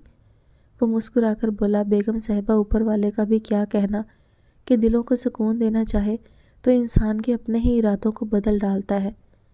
आप अब आराम फरमाएं, मैं चलता हूँ। ये है मेरे घर का पता और टेलीफोन की सहूलत तो हमारे गांव में नहीं। कोई भी मुश्किल आन पड़ी तो मुझे ख़त या तार के ज़रिए बता दीजिएगा, फ़ौरन हाजिर हो जाऊंगा। मैंने आपका नमक खाया है, कभी नमक हरामी ना करूँगा। वादा इसलिए नहीं करूँगा क्योंकि हम इखलाकी तौर पर इतने गिर चुके हैं कि वादा एक लतीफ़ा बनकर रह गया है। कोशिश करूँगा कि आपका साथ कभी ना छोड़ूं। वो निगाहें झुकाए बोल रहा था। वो उसे अकीदत से देखने लगी और वो खुदा हाफिज़ कहकर बाहर निकल गया। आसिफ, देखा तुमने, एक औसत तबके का इंसान हर तरह के लालच और तमा से पाक, बेलौस और बेगर्ज निकला। तुम्हारे आला और अरफा स्टेटस और इस शान और शौकत का क्या फ़ायदा कि शख्सियत में इखलाकियत का हल्का सा गुजर भी नहीं। तुम समझते हो कि तुमने अपनी चालबाजी और अय्यारियों की बदौलत मुझसे जान छुड़ा ली है। बहुत खूब, देखना एक दिन तुम्हें अपनी शिकस्त का एहसास जीने देगा ना मरने देगा। तुम्हें आज वालिदैन से चीटिंग करने के एहसास ने झंझोड़ दिया तो कल मुझ पर ढाए गए जुल्म को कैसे कबूल कर लोगे? वो तंजिया मुस्कुराई और तकिए पर सर रख कर लेट गई और अपनी नई ज़िंदगी को वेलकम कहने के मंसूबे बनाने लगी। चेहरा फतहमंदी के एहसास से रोशन था।